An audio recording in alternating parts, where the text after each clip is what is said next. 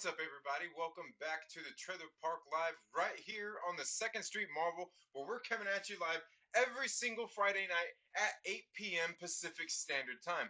Now, if this is your first time here, thank you so much for being here. I do greatly appreciate it. And if you are a returning viewer, I thank you so much for being here as well. Now, if this is your guys' first time here, please make sure that, you're subscribed, and all that good stuff that YouTube tells me to tell you to do, and, all of that good stuff. Now, what I typically do is I go over some of the comic books that I pulled for the week, and then I get in and interact with you all in the chats, as go over and talk about some of the different things that I just have to talk about, some of the different things that have happened throughout the week. And today we're going to start off no different than we do every single other week. And today we're going to be talking about on my comic book pull list. I didn't do one this week, but what I got here is this right here. That is Peter Porker, the Spectacular Spider-Ham. Now, this was a very short week in comic books this week, so this was the only thing on my comic book pull list. It seems like everything else has actually came out last week and over the past couple weeks, because there was a whole lot over these past couple of weeks. And so yeah, this is the only one I got. And you know what? I've got something to say. If you don't like Peter Porker, the Spectacular Spider-Ham, you don't like comic books. Naturally, I'm just kidding. But yeah, I went ahead and picked this one up. This is the variant cover right here of that. The other one looked a little more like the Spider-Man Into the Spider-Verse cover. But this is it right there. You can go ahead and take a look at that. And I haven't actually got a chance to read all the way through this book yet. But I can guarantee you it's full of just a bunch of silliness and wackiness. Just kind of what Peter Porker, the Spectacular Spider-Ham is. Now, I've actually got, I believe, 2 or 3 issues of the original series that came out back in the day. God, it was back in the 80s. I was a child when those would have came out. But yeah, I got into this one a little bit and kind of read some of it. I thought it was pretty good. It's pretty funny. But I guess that's kind of what you expect out of the Spectacular Spider-Ham. So let me see if I can move that camera angle a little bit there, so I can get some of that glare off there. Hopefully, you guys can see just a little bit better. So yeah, this one was a pretty decent book so far. I think I got about, I don't know, maybe about 3/4 of the way through it. It's just been really busy. In case you guys cannot tell, I am not at excuse me, I'm not at my studio. I'm not at my studio today. I am on vacation. I am at my sister's house up here in Washington, just spending time with family and things like that. And yeah, you guys know how all of that is. So that's, like I said, that's all I've got for my comic books for the week. But I did get these other couple of things while we were out shopping this week. Some of the things I want to show you guys here was I got this right here for my daughters from one of the bookstores here locally. That is the Battle Angel Alita. This is volume 1 right here. I went ahead and picked that up. My daughters absolutely loved the Alita Battle Angel movie, so I was like, man, I need to get them something, something to read, some sort of comic book or a manga or something like that. And I was like, you know what, this is actually perfect. So I went ahead and picked this up, and it's a hardcover book. It's actually pretty nice. I think it was like, I don't know, like $30. Yeah, that's what it says right there. $30 for this, and it's pretty thick. It's the whole volume 1. So looking forward to sitting down and reading this with my children. I certainly hope that they do enjoy that. And there's a couple of other things that I went ahead and picked up. We were at a half price bookstore the other day, and I went ahead and picked up a couple of other books that one of them has actually been missing from my collection for quite a while. I lent this book out to one of my former managers when I used to work at Walmart, and believe me when I say it was a manager that definitely needed. He was my store manager, and don't get me wrong, he was a great guy. He was a good manager, but he was a terrible leader. You know what I mean? When it comes down to leadership, I mean, there's certain things that you can learn, certain things that you're just kind of born with. I've been talking about those kinds of things here over the past couple of days on the morning movie chat. I'm not sure if you guys have been around for those, but I know some of you have been, and I do greatly appreciate every single person who shows up for those. But that book that I picked up was this right here. This is the 17 Irrefutable Laws of Teamwork. And this is something that I read this book a long time ago. I think it's a very good book. It has a lot of great insights in there. Whether you're a leader out there building a team, or whether you're just part of a team, this book has a lot of great things in there. It's written by John Maxwell. He is he's a public speaker. He goes out, does a lot of motivational speaking. He's a Christian and things like that. And I just mentioned that because he talks a lot about God and stuff in these books. And in case you guys don't know, you don't follow me here on the channel, haven't followed me for long enough. I'm not really into like the religion or anything like that. Like I'm cool with whatever you believe in. Just for me, it's not my thing. But this book right here is just chock full of valuable information. I've seen this at the half price bookstore, and I had to pick it up to add it back to my collection because this is a very, very great book, and I look forward to getting through and reading that book once again. And another one that I picked up was another one from the great John Maxwell with Jim Dornan is Becoming a Person of Influence. Now I only picked this one up just because it was there. There was some others by John Maxwell that I already have, and I picked this one up. I'm wondering like.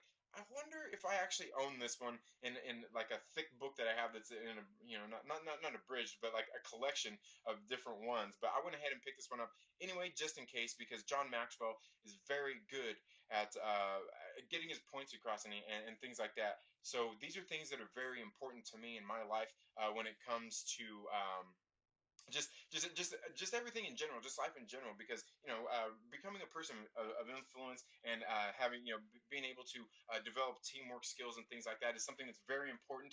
No matter what aspect of your life you need it for, even if you're not a business professional or anything like that, I think these things are very important lessons that a lot of people out there need to learn that can really help individuals in their life and develop as humans. And I think that's something that's very important for all of us out there, is to get out there, to make the world a better place, and hopefully all for the better. But like I said, I'm looking forward to reading these. I kind of realized, here over the past handful of years, I just haven't spent the kind of time reading books that I would like to either. It seems like I've been really busy reading a lot of comic books and things like that.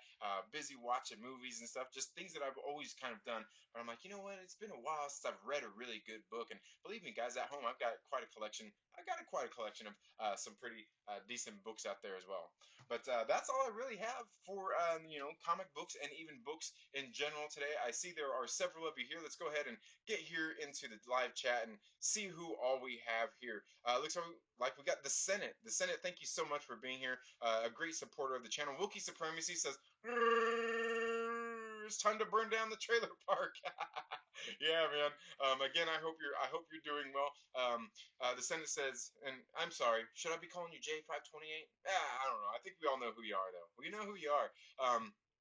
Says, yay, Spider Ham is fire.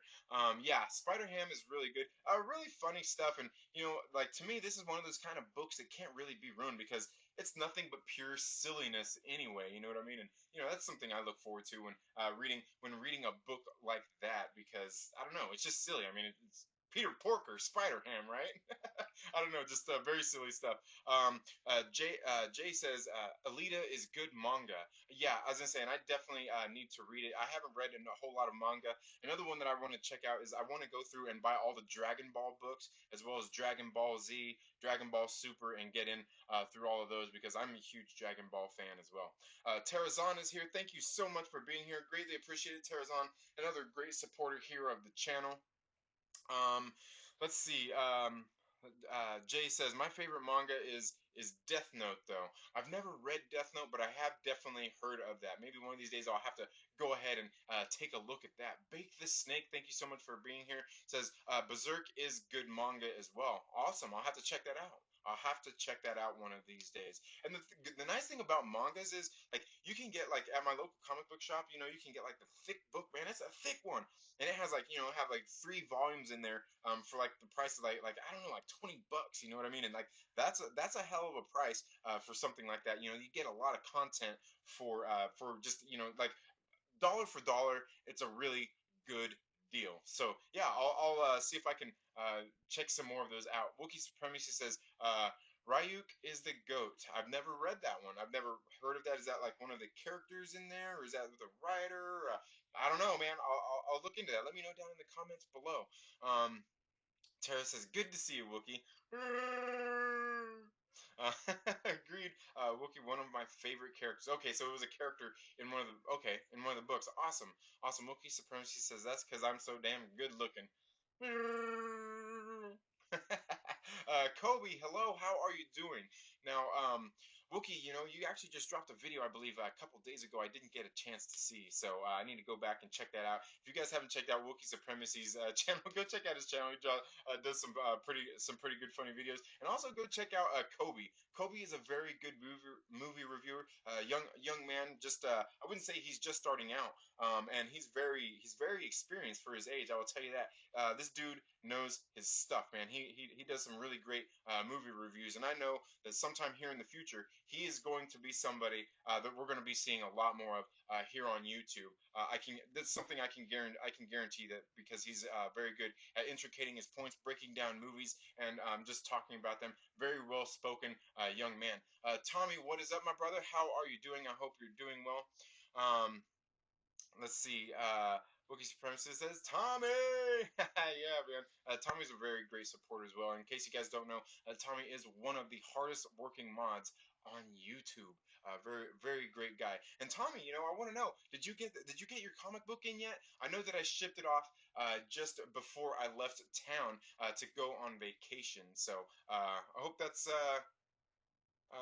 oh yeah, Tommy says, is it just me or does Trinity's mic sound low? You know what? It could sound low. If it's sounding too low, let me go ahead. I'll go ahead and put the microphone here, right here, so maybe you can hear it a little bit better. Does that sound a little bit better? I'm sure it probably does. I was just having it kind of there behind camera because this thing, just gets all kind of wonky on my head, but it's all good. I don't mind wearing this for you guys, so you guys can hear me a little bit better, if that's the case. Wookie Supremacy says, "Oh, he's on vacation." Yeah, man. I'm on vacation, sitting here at my sister's house, just having a good time hanging out with family and doing things like that. We went out and did some shopping yesterday, and other than that, just been kind of sitting around being lazy. But how are you guys doing today? Let me know down in the comments below. Did you watch Mandalorian episode 8, the season finale? I thought it was really good.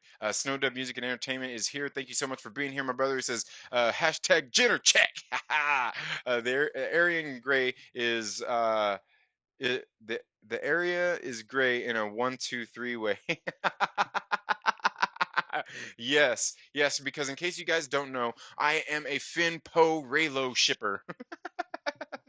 Oh man, that's funny. Kermit the Log, what's up, my brother? How are you guys doing, man? We got the Cotton Connection in here, and if you guys don't know what the Cotton Connection is, maybe you're a puppet phobe, but you shouldn't be. And you need to go subscribe to Snow Dub Music and Entertainment and Kermit the Log, two of the hardest working puppets on YouTube, and I can guarantee you that. And not like that puppet Max, Mad Max. Yeah, not that guy, not that puppet. Ooh, I'm just kidding, Max. I love you, bro. Well, he's probably still over on his stream anyway, so he's not hearing me throw shade at him. You know what I'm saying? Oh man, that's funny. Um, let's see. Kermit the Lock says, "My dick's up, Tommy." Oh man, that's funny. So, Wookie Supremacy says this last video gets a little rough for some. Okay, I'm gonna have to go check it out. Pop Culture PB, thank you so much for being here. Says yes, hit the effing like button. You know what? I forgot. We're here on the Trailer Park Live. Hit that fucking like button, man. Yes, yes. Hello, all my p words. Oh man, you guys are too funny. So yeah, in case you guys can't see, I am on vacation, so we'll probably keep this show a little bit shorter tonight. We'll probably keep it a little bit shorter. Probably try to keep it about an hour, unless you guys, you guys are so awesome here that always, you guys always get me talking, and sometimes we just keep going on and on and on. Always a good time hanging out here with you guys on the Trailer Park Live. Tommy says at Second Street Marvel, the book did come today. Thanks, bro. Awesome, man. Awesome. I'm glad that came for you, bro. I can't wait to see what you think about that book. Like I said, for me, it's in case you guys didn't see, I just dropped a video yesterday morning going over my top 10 comic books of 2019. And if I'm not mistaken, I think every single one of those issues actually all sorry, I think all of those issues actually came out this year, with the exception of Ice Cream Man. I know Ice Cream Man is on that list. Ice Cream Man is a great horror series being published by Image Comics. Very, very great book. And it's funny because like every time I read it, like especially like the first couple I read, I'm like, man, this book, it just makes me feel weird and eerie afterward. Like kind of like I remember when I was growing up, there was this show called there was this show oh man, was it not Tales from the Crypt, Tales from the Dark Side, and just had this like this really creepy intro, and just everything that happened in the movie was very much like a Twilight Zone and stuff like that. Like it left me feeling creeped out, and that's kind of how I feel after reading the Ice Cream Man book. Very, very good stuff. But yeah, so you guys should go and check that video out. I've got some other videos that'll probably be dropping here over the weekend. I did end up getting some comic book reviews and some different things shot before I went out of town, so I'll at least, have a video or two dropping over the next couple of days, as well as doing some of these live videos. Like I said, I am on vacation, enjoying some time with family, but you guys know, like, I don't want to leave you guys hanging. You know what I'm saying? I've still been doing my morning streams, and I am still here doing the Trailer Park Live with you all. Um, this, like I said, I wanted to keep something regular so you guys know, you can count on me to be here for you guys, especially with modern technology these days. There's absolutely no reason that I don't have for, being able to do a stream or anything for you guys and just talking about stuff. I mean, because it's so simple nowadays. But yeah, so guys, Mandalorian episode number 8, the season finale. What did you guys think about it? I thought episode 8 was absolutely great. I went ahead and talked about that for about an hour this morning, and just kind of shared a lot of my thoughts on it. But now I'm sure a lot more of you have had a chance to go ahead and watch have had a chance to watch the episode and things like that. I do know that I've seen that Kermit the Log actually went live last night talking about the episode as well, as did Lonely Banter, who says, I am here. Thank you so much for being here, LB. Greatly appreciate that. But yeah, so oh man, I left my water clear over there. So I thought the episode was really great. LB did his stream. I didn't get a chance to watch that either, where he was doing the watch along. Like I said, Kermit the Log did one as well. I'm sure they were there talking about the episode after it came out. And I've got to say, guys, episode 8 was a really, really good episode. It wasn't my favorite of the series, because I got to tell you, my favorite of the series so far were definitely the two Deborah Chow episodes, and I was talking about that this morning as well.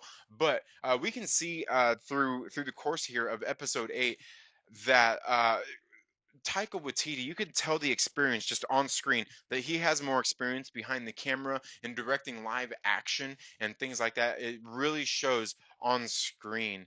And I got to tell you, hopefully, all these directors, I'm sure they're not all working on the same things at the same time.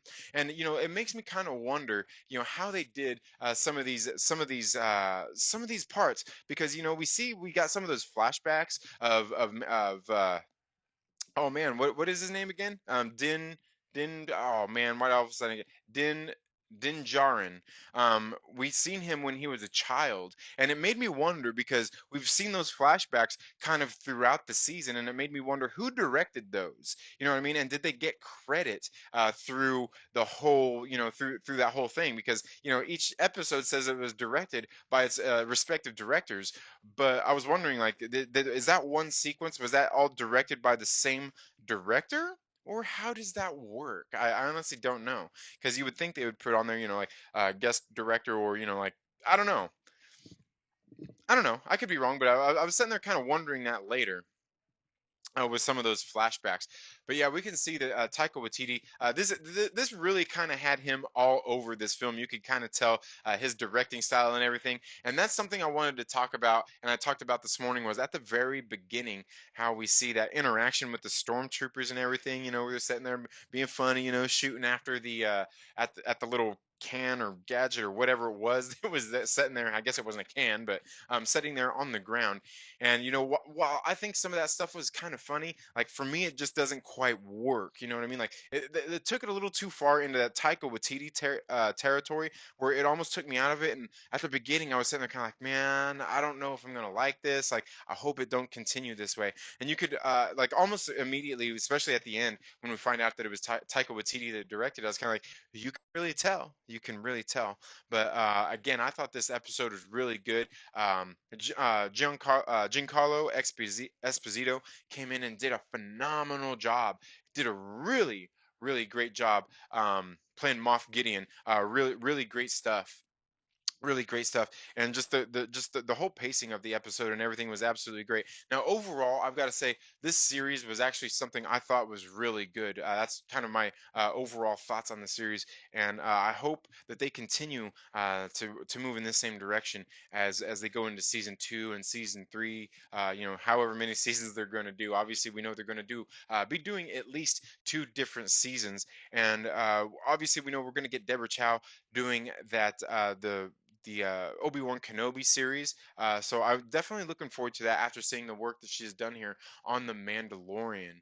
And hopefully the Mandalorian continues to be good. I think this is something that has been much needed out of the out of Star Wars for Star Wars content, is getting some of that great new content out there, because like, guys, I like the sequel trilogy. I do. I like it. I like the movies, but it's not the best. Maybe one of these days we'll look back on it and be like, hey, like, man, it's pretty good. It's pretty good. But right as of right now, the way I'm feeling about the sequel trilogy is it's okay. It's all right. There's nothing to write home about. Where, like, I remember when the prequels came out, I was psyched to see those. I was hyped up. I really did enjoy the prequels, and I still do like the prequels. But of course, nothing's ever really gonna beat the original trilogy. I mean, that's just kind of movie making and things like that as well. So, I don't know. But what do you guys think about? What did you think about this Mandalorian season overall? Like I said, it had its ups and downs. It definitely has good things about it, and some things that were just not so great. Like, we could take a look at episode 5, where it didn't really do much at all, and I kind of felt the same way about episode 6. I know they were talking about that over on Max's stream earlier, and episode 6, like, it was good. It's got, like, like Clancy Brown is in it. It just, like, everything that goes on is like, it was like pretty good, but there's just something about it I can't quite put my finger on, that I didn't really enjoy it.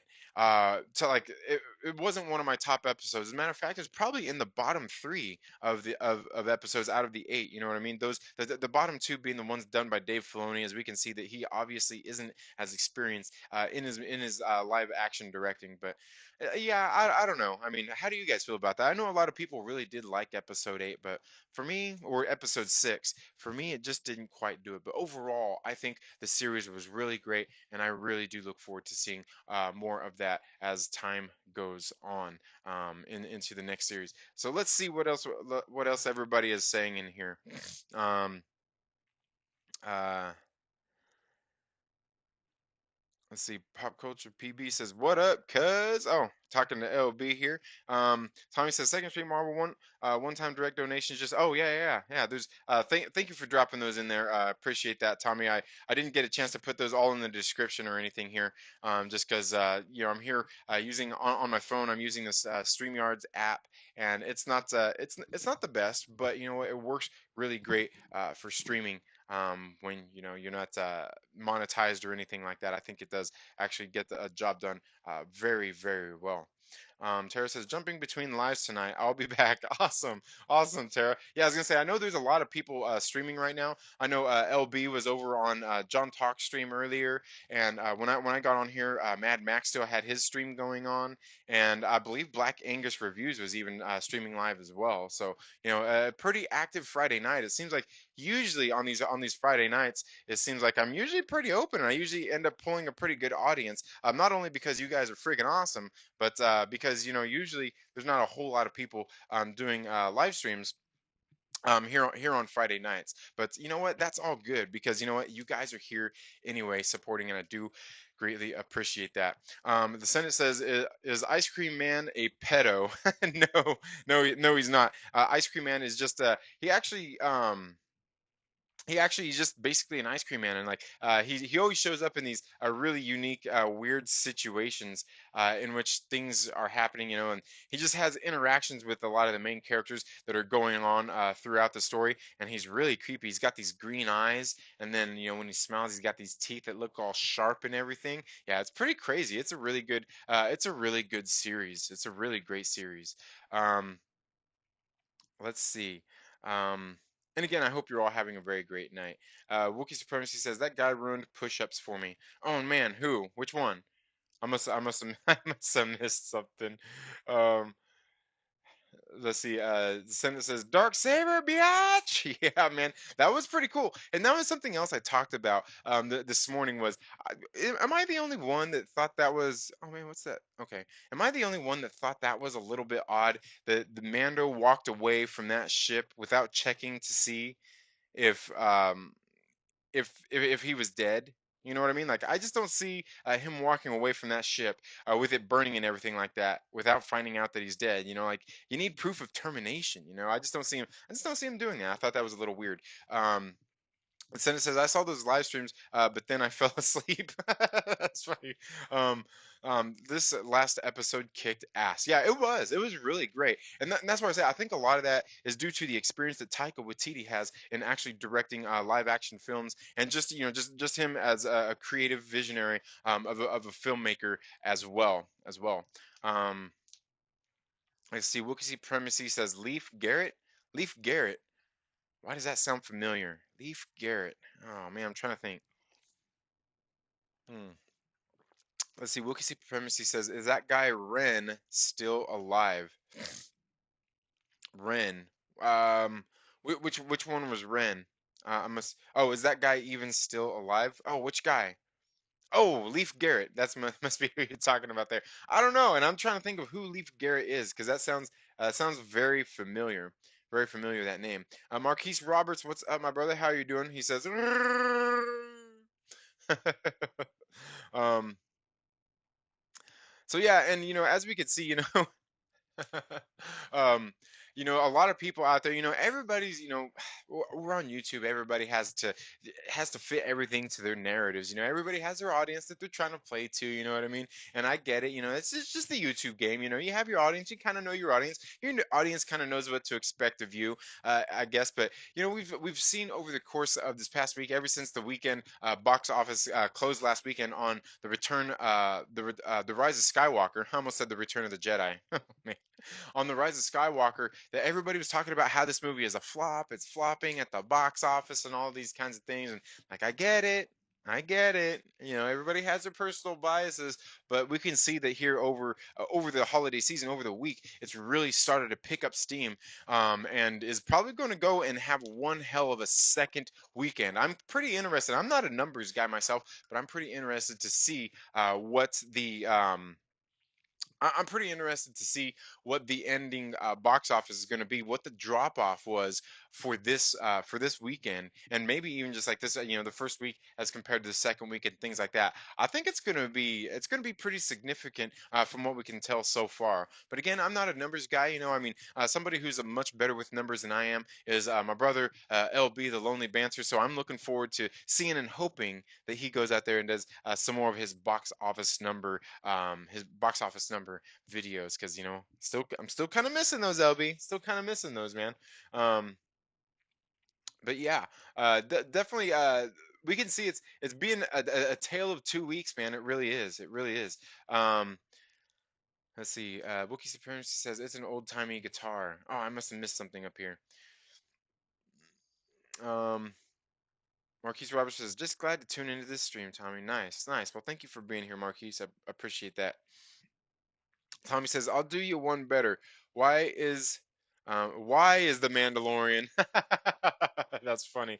Um, let's see. Nothing much is just getting drawing tools in order. Yeah, and that's something else I've been thinking about as well, man. I need to get back into drawing, man. Like I'm an artist as well. Like I like drawing and stuff like that. I like doing still lifes. Like I like actually drawing people. One of my big influences growing up were artists like Boris Viejo and his wife Julie Bell, absolutely great artists. They always work together, where he's usually doing the drawing and she's usually doing like the painting and the coloring. Great stuff. If you haven't ever checked out some Boris Viejo art, top-notch stuff. Very good stuff. Um, um, let's see. Senate says John Talks was streaming. Yeah, he was. Yeah, he was streaming earlier. He had he had so let's see who else was on there. There was John. I seen Drunk 3PO was on there, and I seen LB. And I didn't really click because LB almost got me, almost tricked me. I didn't see who else was there on the show with him, but you guys can you could definitely go check that out. But yeah, Yeah, he was streaming earlier, and you probably may not have got those notifications because YouTube's been kind of tricky lately, guys. YouTube's really not helping anybody out at all in the first place over these past couple days. In case you guys don't follow me on Twitter, I went out there and. Oh, glitter and duct tape. Thank you so much for being here. It says heartthrob from the 70s. Ooh, I must have missed something there. I must have missed something. Um, with the heartthrob from the 70s. But yeah. Oh, okay. Leaf Garrett. Leaf Garrett is the Mandalorian's name. Trent, always 5 minutes late to the combo. Yeah, sorry. Okay, Leaf Garrett is the Mandalorian's name. That's funny. Um, but man, so yeah, see, and then you guys got me all distracted now. Tommy says, I have a feeling those numbers will fall off a cliff. They could, anything could happen at this point because, I kind of had a feeling it was going to be a slow weekend anyway because, just going into, get ready to go into Christmas weekend, it's just going to be a busy weekend and then Christmas obviously fell here a little bit later. But yeah, oh, that's what I was talking about was those notifications coming from YouTube. In case you guys haven't been paying attention, YouTube has been very questionable lately. I know we've seen on Twitter recently, a lot of people coming out and being kind of outraged because people are losing their subscribers and it's a big deal. But actually, you know what? Like I was even saying this morning, it is kind of a big deal, even as a small creator like myself. Subscribers are important. It's not just about numbers. Like, oh, hey, look how many subscribers I have, but they are obviously very important in helping us grow our channels and helping YouTube help push us in that algorithm and things like that. And when they're actually just sitting there deleting viewers and things like that, subscribers, it's a bad thing. It's a bad thing. But like, is it so big? Is it such a big deal that we've got to go make a big stink about it and talk about it on Twitter and everything? I don't know. Maybe it is. I mean, I guess I did, and had a lot of people laughing. I guess so. Yeah. Again, for me it's not that big a deal. I mean, I am trying to get my channel monetized and do all that stuff. For what reason, I don't know, because I'm not trying to put ads in my videos. But at some point, if I have some that are, I don't know, if I have one that I thought was really gonna pop and be really popular, I'd probably do it. And maybe if I did, I'll just I don't want to monetize all of them and put ads on front of all of my videos, or even in the middle of them. It just seems a little bit silly. But maybe if I had some good clickbait ones, I might go out there and decide to go ahead and monetize some of those things like that. But for the most part, guys, I don't want to kind of bore you guys with those kinds of things, man. Because if there's one thing I definitely hate, it's commercials. Definitely, it's ads. Pert Minded, thank you so much for being here. What is up, my brother? Hope you're doing well.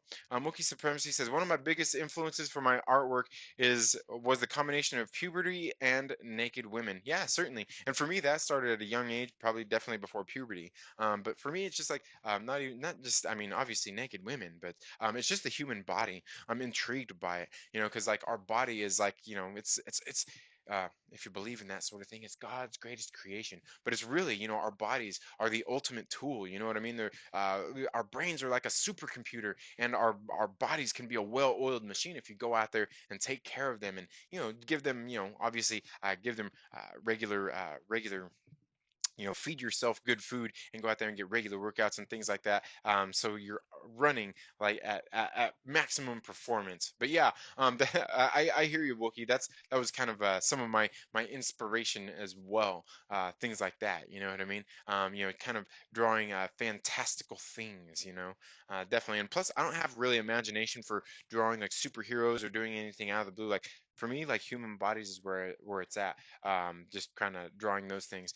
But so yeah, with the YouTube thing, YouTube is actually out there, and I seen that YouTube actually, it was Drunk 3PO actually shared a post with us that YouTube actually went out there and said like, hey, people are noticing that in YouTube Studio that they get lost a lot of viewers, but I noticed the same thing. Like on YouTube Studio, it said I had lost, I don't know, maybe like 20 to 30 subscribers, but then if I go to my actual YouTube channel on the actual regular YouTube app or even on the desktop, it still showed that I had all my subscribers. So I don't know what's going on with that, man. But again, I don't think it's a really big deal. And sometimes they do go through and they do these purges, but I think for the most part, they do that with inactive accounts, people who just aren't getting on regularly enough and watching, not even just watching your videos specifically, but watching, videos in general on YouTube. I'm sure that's something that they do quite often. And I ain't got no big deal with it. It's okay because really dead subs, they don't do anything for us.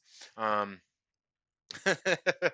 Jay says the Twitter video was 10 out of 10 Second Street. Thank you. You know what's funny is what I was actually trying to do when I did that. I actually almost posted that the day before, the night before, when it was really kind of a big deal. I was trying to shoot it, but what I was trying to do, I couldn't get myself in the mood. Maybe just because it's just not the right setting for me to do it in. But because I can bring fake tears, man. Like I can do that. Like just like that too. But for some reason I couldn't. I think maybe it's because I was laughing too hard, and plus I'm here with my family up here in Washington, just having a great time.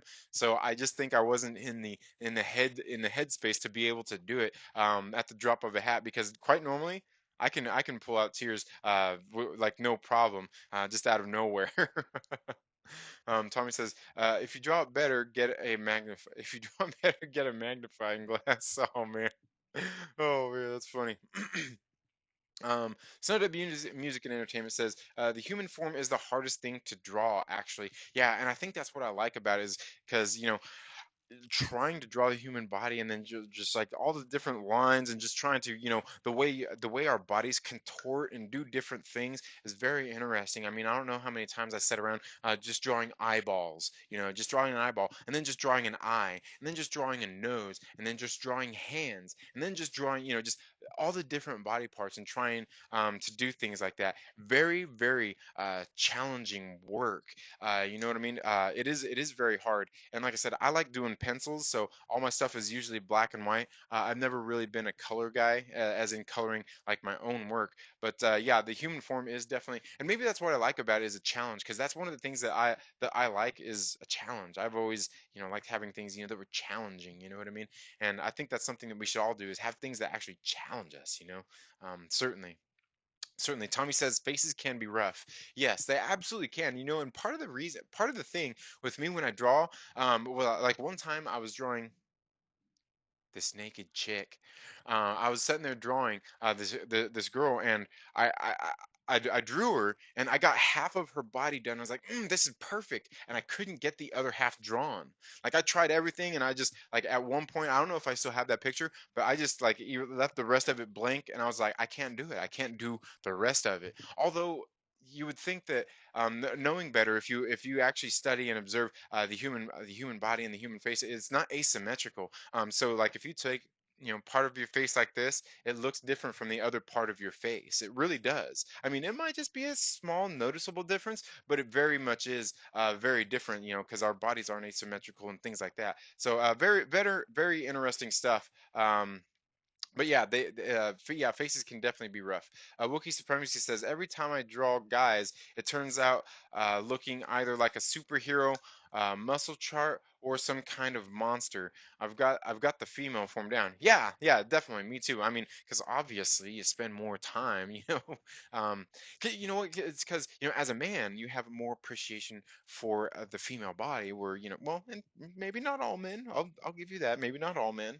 Um, Looking at you, Black Angus reviews. Looking at you, brother. But anyway, I'm kidding. I'm kidding.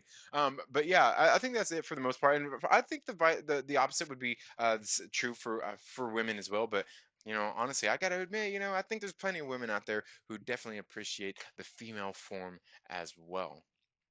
Definitely. J520 says I can draw most every body part except hands and feet. That shit is nearly impossible. Yeah, and that's the interesting thing. He says I draw most of my characters with masks, so I'm good though. Nice. Yeah, and that's something else I've found is just like that. One of the things that I remember when I was growing up in school, going in art class and things like that, we'd be drawing, and one of the things I remember we were in drawing class one of these days, and the teacher, we were I can't remember what we were drawing, but we were drawing like humans, and something about my drawing caught his attention. He's like, "Hey, like, why don't you have this here or that there?" And I'm like, "Well, because like when we look at each other, when you look at somebody else, there are no real lines on the human face. Like when you go to draw a nose, or when you go to draw, certain things, or like a hairline." Well, I can't point at mine, but you know what I mean. These certain things, there's not like actually defined lines. It's really just a series of shadows and the way that the light is hitting you.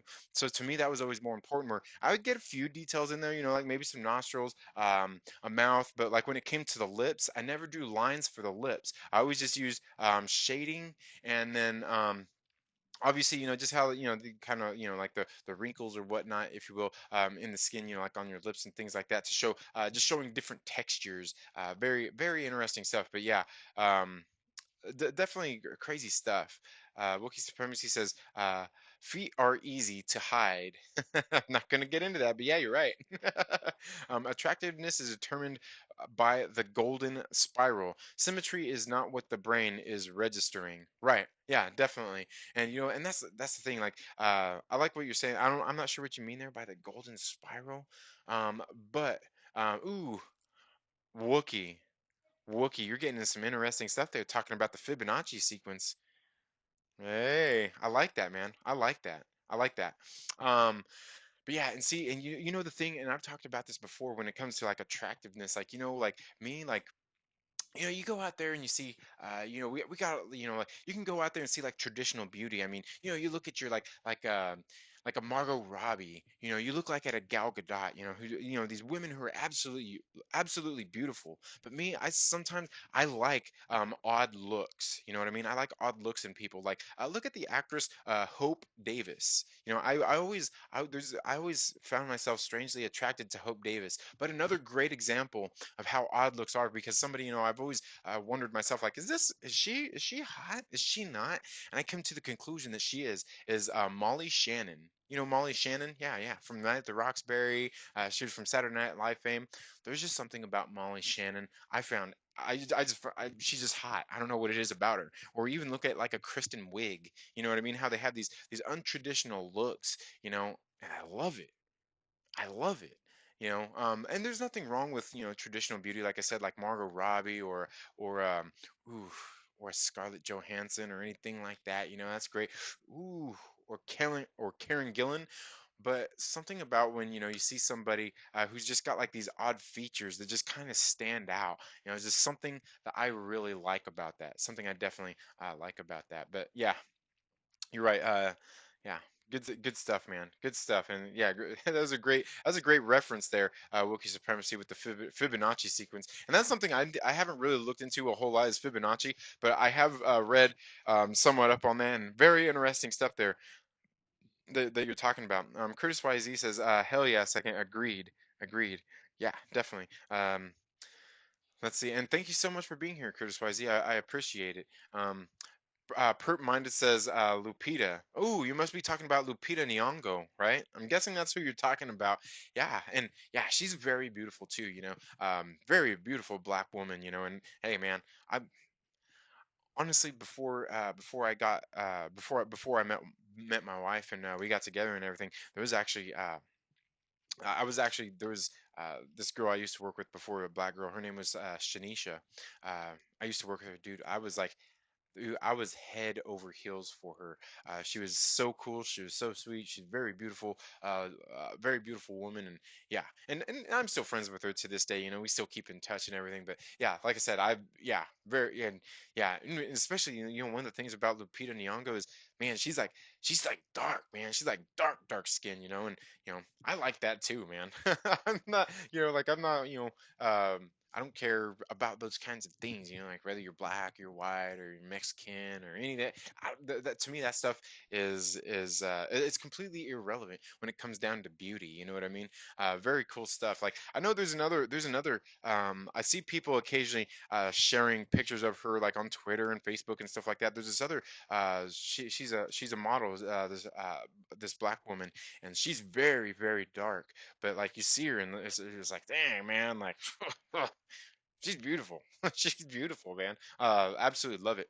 Wookiee Supremacy says, You line up the Fibonacci spiral with any of those people's faces, traditionally beautiful or not. The most attractive will have their features align closer to the spiral line.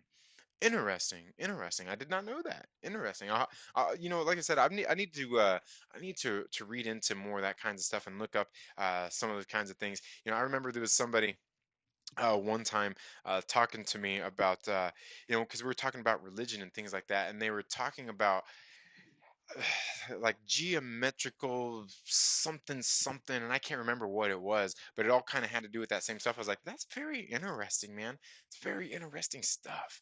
You know what I mean? It's so funny how like when we're kids going through school and everything, you think math and all these numbers and stuff don't mean nothing, but really, like mathematical sequences and all that kinds of stuff, it really dominates our lives. It dominates our lives in different so many different aspects. It's crazy. Pert Minda says your dark skinned women are usually frowned upon in the black community, but it's like Tupac says, the blacker the berry, the sweeter the juice. Yeah, definitely. And that's weird too, that they'd be looked down upon, because like for me, like some of those really dark skinned people, they're the most like some of them just have that unimaginable beauty. You know what I mean? It's crazy. It's crazy. Yovo Rods, what's up, my brother? How are you doing? Hope you're doing well. I take it. I take it. Max finally ended his stream, man. He actually went pretty long today, and I know he was gonna end it sooner than he was, but he ended up keeping it going. But let's see. Only Banter says, yeah, he was streaming. I was on his panel. Oh yeah, yeah. You're talking about John Tox. Yeah, yeah, he was there. LB was over there streaming with him, and yeah, that's cool, man. Let's see. Yovel Rod says, "Have you seen the Rise of Skywalker?" Yes, I have. I definitely have. Um, and I've been talking. I've talked about it several times. I know I talked about it last Friday night, and then I went again and I seen it again on Sunday. And I've got to say, it's a good movie. I do like the Rise of Skywalker. I think it's a very good movie. It certainly has a number of downfalls, but none of them are bad. Like, when it comes to the Last Jedi, I like the Last Jedi, but for me overall, it has more bad things in it than it has good. And for me, I think The Rise of Skywalker, it definitely has more good things in it than it does bad, but it does have some bad things in it. And I've heard some people talking about, it does like all this fan service and things like that, but I honestly didn't really see a whole lot of fan service in it myself. As far as those kinds of things, maybe for certain people it does that fan service, but for me, I think it was really good. Like its biggest downfall is the fact that it's okay. It's like 2.5 hours long. That's not really a problem, but it goes at such this breakneck pace that it's just like bam, bam, bam, bam, bam. It just keeps going and going and going. And I think for a Star Wars movie, that's not good. For an Avengers Infinity War, it works. It works because that's that world. But in Star Wars, I don't think it worked. And I think that's something like Ryan Johnson did a lot better in The Last Jedi. Is it actually, it'll have some stuff in there and it'll slow down and kind of let you breathe and go. Where this one, yeah, and again, I'm not saying that the Last Jedi is a great movie. Like I said, I like the movie. It's just, it's got more bad than it does good.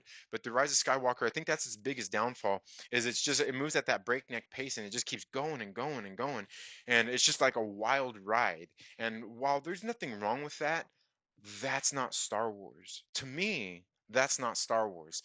And I was talking about this earlier too, where what was it, last Sunday we were on Max's show with the guys from Echo Base Network were on there, and one of the things he pointed out was, since I was like, man, he actually got a really good point. Is since Disney has taken over Star Wars, pretty much what they've done is like everything has to be so large scale, it has to be huge, it has to be this big grandiose type film.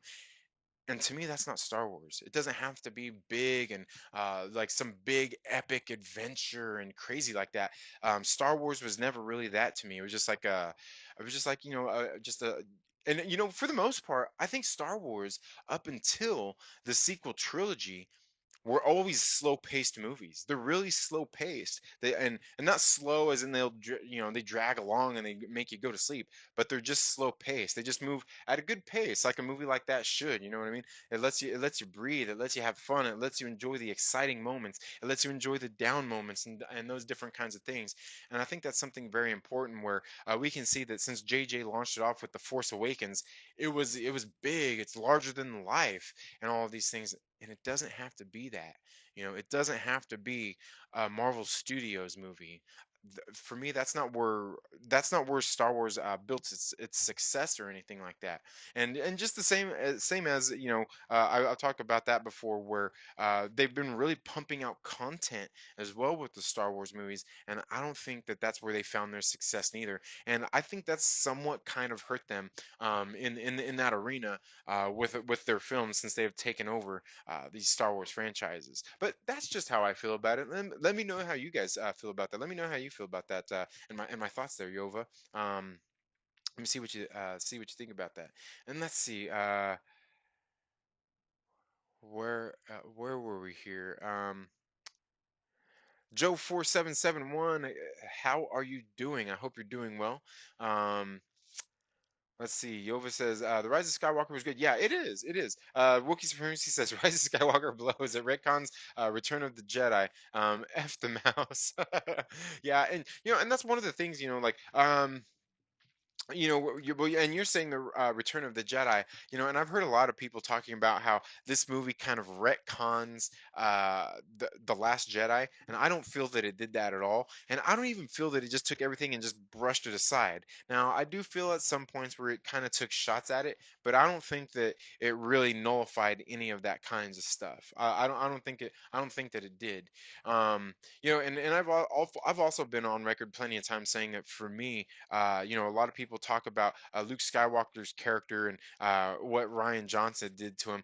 I always kind of feel that I don't think that he ruined the character. I kind of feel that Luke Skywalker just regressed back to how he was before Return of the Jedi. I think he kind of regressed back into that fearful state. In that sense where he went off and to be secluded on the planet all by himself. And that's just me, but again, I'm not saying you're wrong, and hell, I could be wrong, you know what I mean? um so let's see here. J528 says he liked The Last Jedi. Get him! Crucify him at the stake! I want The Last Jedi like her prosecuted. That's funny, man. Again, I like it, but I can't even argue that it's a great movie or a good movie to somebody else, because I mean I wouldn't have any legs to stand on. It's a beautifully shot film. It has moments. It has its moments where it's good, but it has plenty of moments where it's bad. And that's another thing that I really did like about The Rise of Skywalker is we actually see character development in it, where I think that was the big downfall of The Last Jedi, is it didn't have that character development of Rey, of Finn, of Poe. It didn't have character development, and we didn't even see their relationships together develop really in any way whatsoever, for the most part. Um, Chris YZ says some of the fan service really got me, like Chewie getting the medal. I couldn't help but be like, "Oh, finally, yeah!" And that was something that was definitely cool. Like the one moment in the movie in The Rise of Skywalker where I did nearly lose my shit was when Chewbacca, when Leia died, and Chewbacca, you could tell he lost his shit, man, like that. Like when I was sitting at the theater, man, like that got to me. Like I started to tear up, and I didn't actually cry, but I did start to tear up in that part, because I could really feel it. You know what I mean? Because like I that's that's his homies. You know what I'm saying? Like um he lost um he lost Han Solo, he lost Princess Leia, and those were like those were his main homies right there. And when she finally died, and those things, like, man, he was really hurt by that, and you could tell. And I feel like that for me, when he let out that and he was all crying, man, like that really got to me. That really did get to me. The one thing I will say that I don't like about any of the sequel trilogy is you better do my boy R2D2 some justice. Hashtag justice for R2.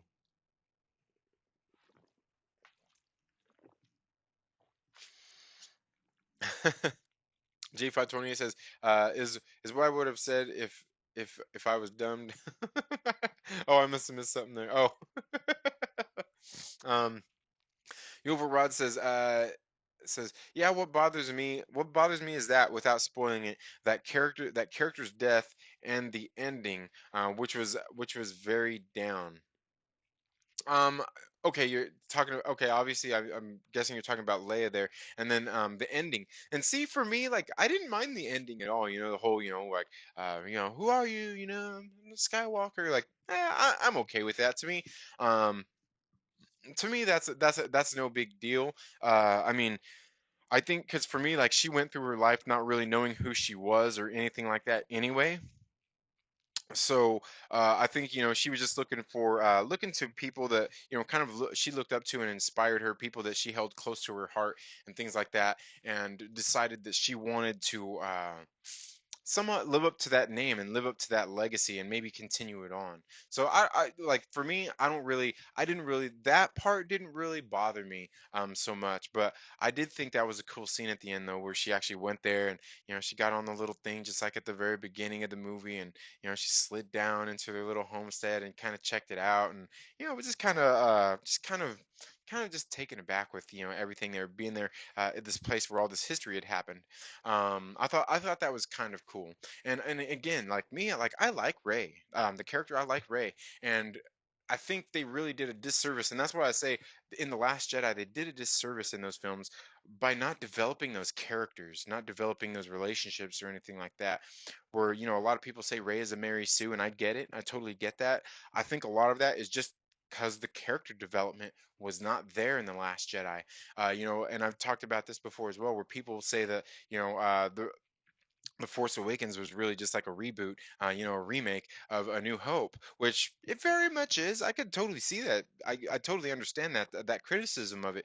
The other thing also though that I feel is that's where a lot of this largely failed, is that um, the Last Jedi wasn't The Empire Strikes Back. Where The Empire Strikes Back, here we see the character development. We see Luke go out and get training. We see characters grow in their interactions with each other, and and stuff like that. And we just didn't get that in the Last Jedi. And again, I think that's a huge, huge downfall of the movie. Definitely. Tommy says Disney can go suck rotten eggs. That's funny. Curtis Wise, he says, "Yeah, I knew it wasn't Star Wars, but they pulled my strings. I just kept thinking, not really rewatchable." And yeah, I can understand that. I can understand how you might feel like that.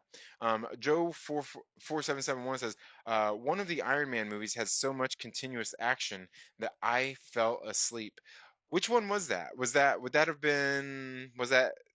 Iron Man 2? Because like me, like, for me, Iron Man 2 is like the worst of the Iron Man movies. Like, I'm one of those people. I'm one of those rare ones out there. I actually like Iron Man 3. I do. I like Iron Man 3. Um, obviously Iron Man 1 is great, but yeah, I like Iron Man 3, to tell you the truth. Um, Wookiee Supremacy says, give Chewie a medal decades too late, but yank the rug out from underneath Anakin's redemption. The rat, uh, that rat can shove his movie back in his ass where it came from. Yeah, and see, and the thing is like, I don't feel like, for me, I don't feel that it pulled the rug out from Anakin's redemption, because Anakin's redemption is what it was. Like, he did, he came back and restored kind of the Jedi Order, and things like that. Or I guess not even the Jedi Order, but kind of restored the galaxy to what it should have been, and really did kind of help balance things out. But obviously, in this case, Palpatine and the dark side were still out there plotting, trying to take things back over. But again, that's just me, and I'm not saying you're wrong or that I'm right neither, because I know there's certainly a lot of people feel that same way. I don't feel that it did that though. Just for me personally though. For me personally, I don't think that it did. But yeah, I can't say you're wrong for thinking and feeling that way at all. Um,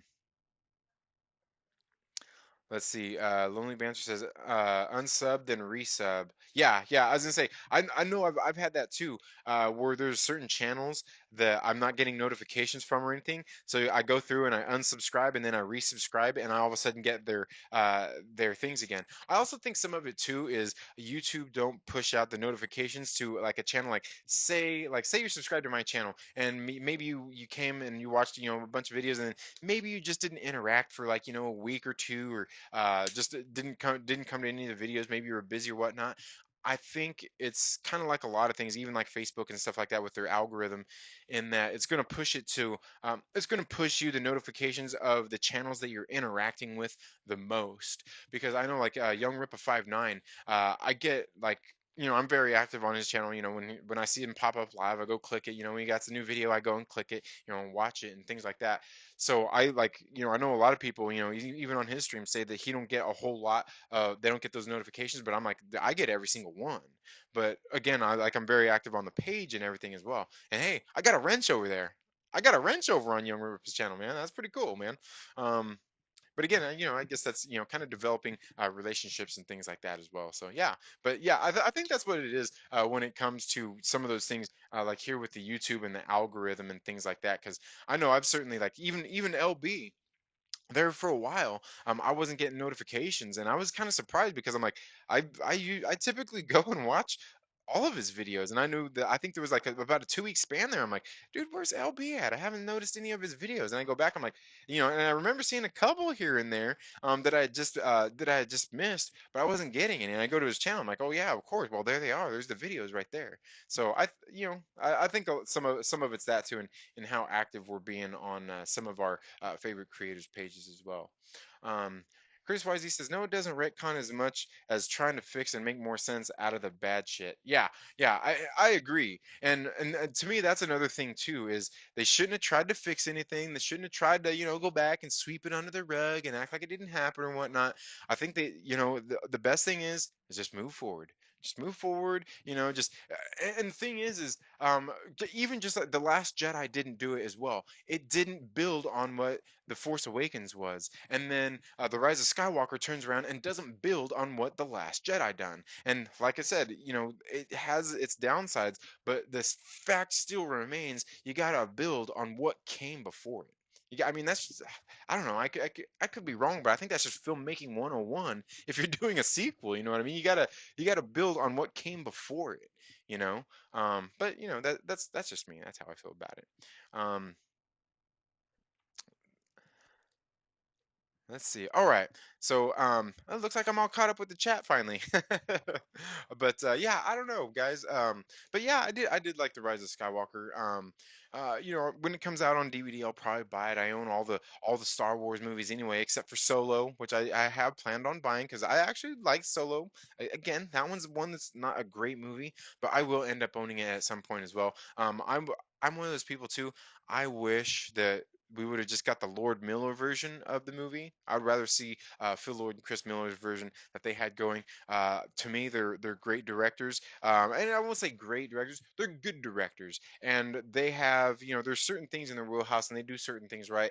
And I think that movie, for what it was, could have been a lot better for what their vision was for the movie. I think it was a big mistake bringing in Ron Howard to finish that movie up. But I don't know.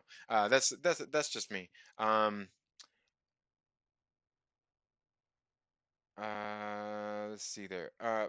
Oh great. Did this thing just freeze up again, guys? Guys, I'm gonna end this really quick, and I'm gonna come back and be right back because it looks like this thing probably disconnected and came back online. So let me just get off here really quick, and I will be right back in just a second if this is live. Um, for you guys. So I'll be right back. Just in case you guys are thinking that I'm ditching you or anything. I'm not ditching you. I will be right back. Uh,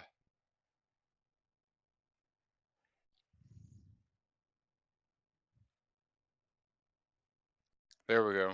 There we go. Okay. Did it come back online now? I think it came back online. There we go. Yeah, I'm not for sure. Whatever happened, man. That like sometimes this thing, um, this is on mobile, so sometimes it kicks me. It just kicked me off, and all of a sudden I was gone. Where did it leave off for you guys? Where did that cut off? for you guys because I noticed that the chat stopped. The chat stopped. I'm like, man, I know there's like 10 people in here. Where where did all of a sudden the where all of a sudden did all the chats and everything go? Um, let's see. Wookiee Supremacy says, "Bite your tongue, YZ." That's funny. Um, Curtis YZ says, "Chewie breaking down was ama- was was amazing. Same. I teared up. Yeah, I did too, man. That really hit close to home. Tommy says trash burn Disney till nothing, but ashes are left. Then burn it again too. That sounds kind of like Jay and Silent Bob. First we're gonna make them eat our shit, and then we're gonna make them shit out our shit, and then eat the shit that is made up of their shit, and yeah, R2 justice. Yes, yes, justice for R2, man. I'm telling you, he's my favorite character throughout like the whole series. Anyway, Tommy says they broke canon like a mofo. I seen some clips. Yeah, I'm sure they did, and you know, and again, that's expectations that we have as fans, and I get that. That's something that they should be living up to anyway. Is those expectations of fans? They should know that people like this is a huge franchise, and I'm keeping those things reeled in. He says not talking the EU either. Yeah. Um, let's see. Curtis YZ says it's a shit movie that fan service the shit out of itself, but JJ has a good touch. He really polished shit, but I agree, it's shit ultimately. Oh man, that's funny. But Wookiee Supremacy says Babu Frick was the best thing about the Rise of Skywalker. Oh yeah, was that the little guy who was working on C3PO? Yeah, he was funny too. He even had my son cracking up in the movie too. Snow Dev Music and Entertainment says all three sequels mirror the original trilogy in many ways. That's the underlying truth that we all know. That we all know makes them not as good. Yeah, and that's true. Yeah, I get what you're saying there.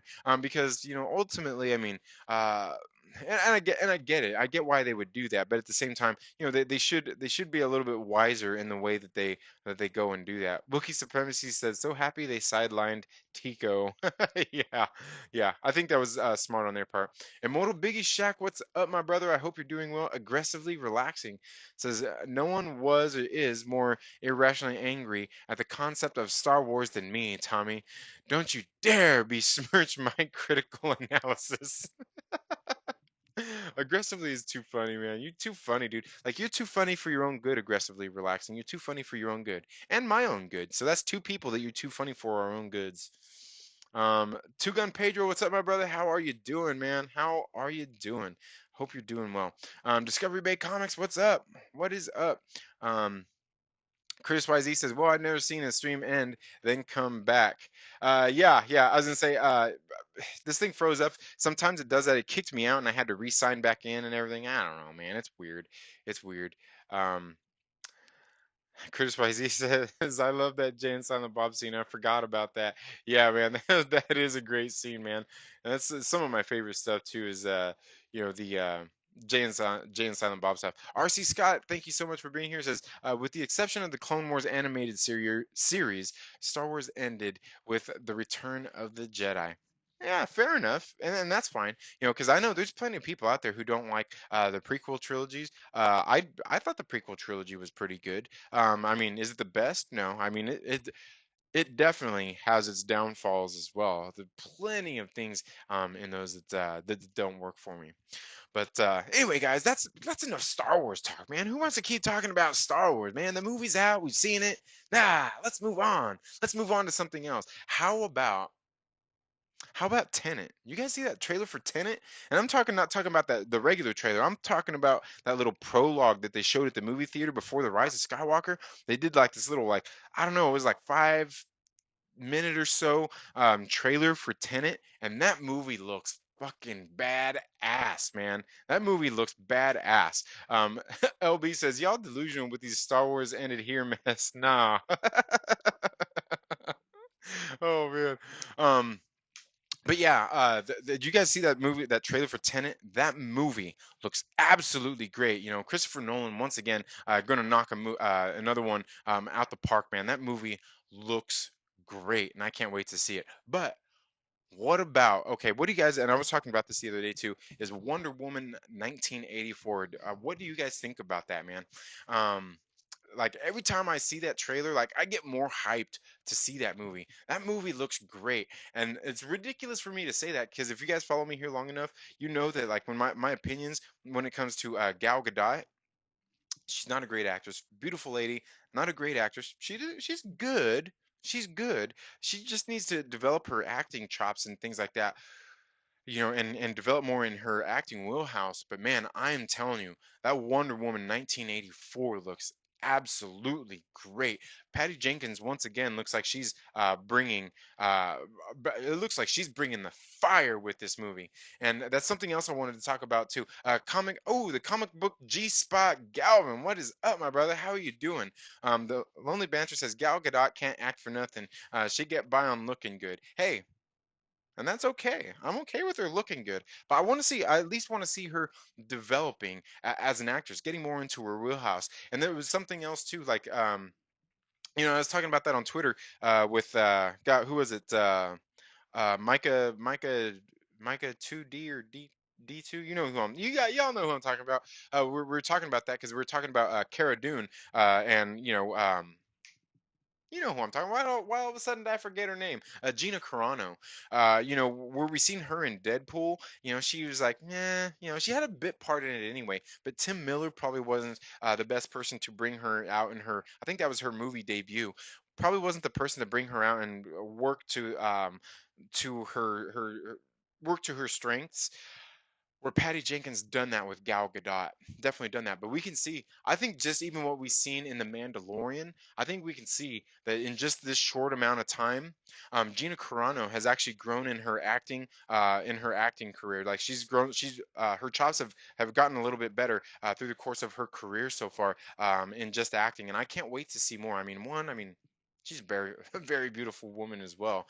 And, Two, I think she seems to be pretty good at what she's doing.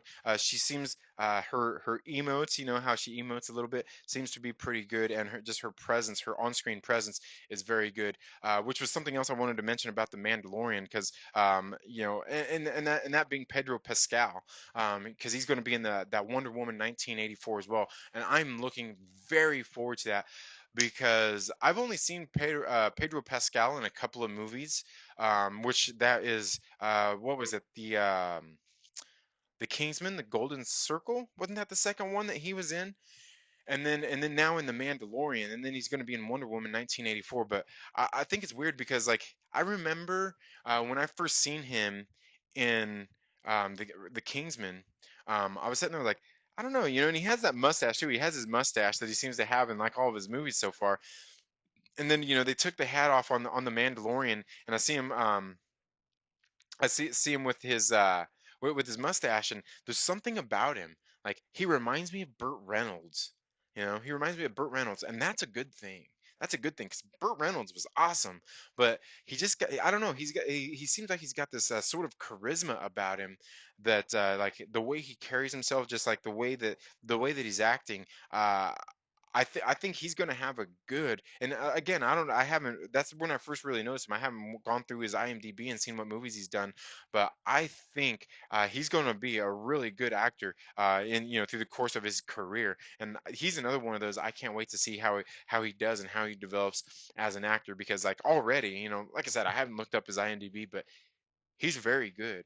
He's very good, and I think he could possibly be another one of these really big actors out there, because he seems to have this sort of larger than life kind of personality and presence that he brings to the screen, and I can't wait to see it, because even just what little bit we see of him in the Wonder Woman 1984 trailer, man, he looks great, man. I love seeing these actors are on their journeys as they go through their lives, and get different roles and things like that. And I think that's something like I was talking about with Gal Gadot earlier as well. Even with Gina Carano, is getting out of their comfort zone and doing something different out there that kind of pushes their talents and makes them develop those certain acting skills to bring into their wheelhouse. And ultimately, what that takes is working with great directors who will put them in those spots and push them and get them to develop some of those skills while still playing to their strengths. And hopefully that's something that we'll get out of Gal Gadot as she is working with Patty Jenkins once again. But man, I can't wait to see that movie. And it's so weird because there's something else I've talked about here a lot of times on my channel as well, where there are a lot of actors out there. It seems like there's so many actors out there who come from comedic backgrounds that end up doing absolutely great. Not only great comedic roles, but also just great dramatic roles. And Kristen Wiig, who we see in Wonder Woman 1984, I think she's fucking fantabulous anyway. She's great. She was always funny on Saturday Night Live. She was always great. But then you go and watch like Bridesmaids, and she knocked it out of the park. Like she really carried that movie for the most part. And even as bad as Ghostbusters 2016 was, she was still really good in that for what she did for her role. She did what was asked of her and did everything to the best of her abilities, and she's really good. And I can't wait to see what she's going to do in Wonder Woman 1984 as well. She's another one of my favorites out there. And plus, I don't know. She's one of those other ones out there too that has this kind of funny looks that I just love. She's just great. She's just great. Um, let's see. Linda Scott, RC Scott says, sorry, I was reading your comment. He says, she's okay. No Linda Carter though. Ooh, yeah. Linda Carter, man. And I remember seeing her not too long ago, when she was a little bit older, and I'm like, man, Linda Carter still got it, man. She does still got it. Kind of like, man, who is that other actress that was in, she was in Grumpy Old Men. She was in Grumpy Old Men as, the one that the dudes were all lusting after. Oh man, what is her name? What is her name? Why am I all of a sudden forgetting her name? Hell. I remember even in those movies, I said, like, man, she don't know her lady, man, but she still looked pretty dang good. You know what I'm saying? Hey, and I don't know, maybe I've got a thing for older women as well. I can't help it. I can't help it. I'm a dude, man. Shoot me or kill me or whatever. Say bad things about me. It's all good. Um, Chris YZ says, "Let the immediate past die. Long live $70 to 20. Oh, the 70s to 2010s Star Wars lore. 70s. Okay, I just see dollar signs there. Yeah, 70s to 2010 Star Wars lore. Um, comic book G Spot Galvin says, yes, very true. The Mandalorian is what Star Wars should be. Loving it, yeah. And that's a good thing. Like with the Mandalorian, I think they've come in and done a really great job. I already see people on Twitter and just social media in general talking about, ooh, they just need to make John Favreau the basically like the producer, like the head of of Lucasfilm now. And that's not a bad idea. I can't say that that's a bad idea. I mean, John Favreau is a great director. Like I've been a fan of his ever since. God, I think the first thing I remember seeing him in was CPU. As an actor, he was really great in that. But then you go and watch movies like Made, Swingers. Then you go, even just fast forward into his career, where you see things like Chef. Um, and now what he's doing with Mandalorian. The dude has talent. He knows what he's doing. Um, he's very very great, very great. Snow Dub Music and Entertainment says Smokey and the Bandit is a classic. Yes, it is. Yes, it is. That's like Burt Reynolds at his best. But you know what else is too? Hooper. You ever seen Hooper? That's the life of a Hollywood stunt man. Great stuff. RC Scott says Gina Carano is so hot, but see, she seems like the type to beat you up for finishing too soon. Not going to lie, I could get into that. Oh, I know. I could handle the abuse. I could handle the abuse. This is the way, says comic book G Spot Gowan. Yeah. Sophia Loren. Yeah, yeah. That's who it was. Yeah, yeah. Like I said, even when she was older, like I said in Grumpy Old Man, I remember seeing her. I'm like, ooh, man. Yeah, definitely.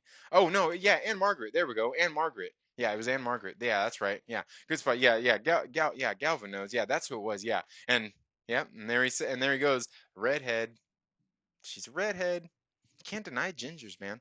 I don't care what you say about them being soulless and not having souls and all that stuff. I'm telling you, redheads, man, that's where it's at. But yeah, Anne Margaret, that's who it was. Good. Yeah. See, I knew somebody would know. Captain Pennsylvania, what's up, man? I says had to stop through to say what up, and I am out. No problem, Captain Pennsylvania. Thank you so much for stopping by, man. Appreciate you. Um, but yeah, and another one I'm very looking forward to coming out next year, aside from the Wonder Woman, and and you guys know I'm an MCU guy, and you guys know I love Black Widow. But I gotta say, I think I might be a little more excited for Wonder Woman at this point.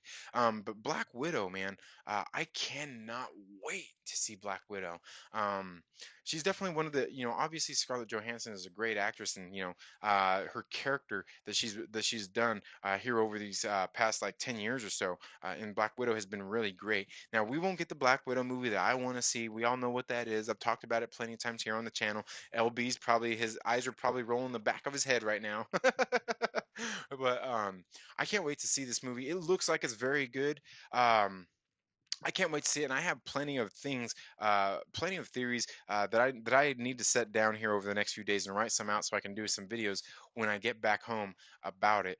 But there's some connections I don't think a lot of people are making. Is we know that Black Widow is going to come out, and then soon after that, it's going to roll right in to Falcon and Winter Soldier. And why is that? And why do we hear nobody talking about that? I can guarantee you there are some very big things happening there, and I think there's some connections to be made, and nobody's talking about them. And I think one of those connections is obviously we see in this movie. It looks like we're probably going to be getting Yelena Belova, Black Widow, but then we also see, oh man, I almost said Crimson Dynamo, but the other guy uh, in the movie. Man, why all of a sudden did I forget? The red is a Red Patriot. We see him in the trailer as well. Um, we see him coming into the movie, and he was basically a super soldier that was based on. He was supposed to be like the Russian Captain America, right? And then we know that in the Falcon and Winter Soldier series, we already know that we're getting U.S. Agent. You know what I mean? We know we're getting that. And what is U.S. Agent? He's basically the other American version of Captain America, and I don't see anybody really talking much about this, and bringing these kinds of things and paying these things attention. And I think these things have very much have to do with each other.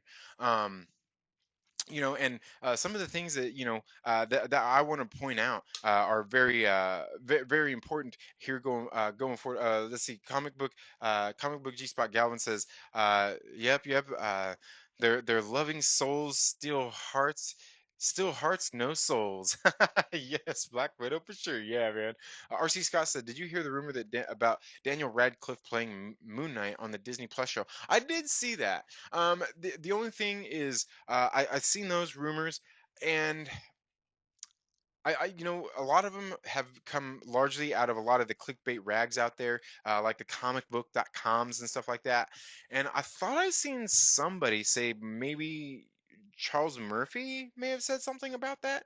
And he's been pretty spot on some stuff before, so it's hard to say. And I don't think that would be a bad thing for Daniel Radcliffe to come and do that. But I want to say, if people are talking about Daniel Radcliffe to come in and play Mark Spector, right? Moon Knight. They're thinking that he's coming in to play that. How come I hear nobody? How come I don't hear the story blowing up that he's going to come in and play Wolverine? We haven't got the X-Men in the Marvel universe yet, and we've got a guy here that is Wolverine's basically. I mean, he's like Wolverine's height.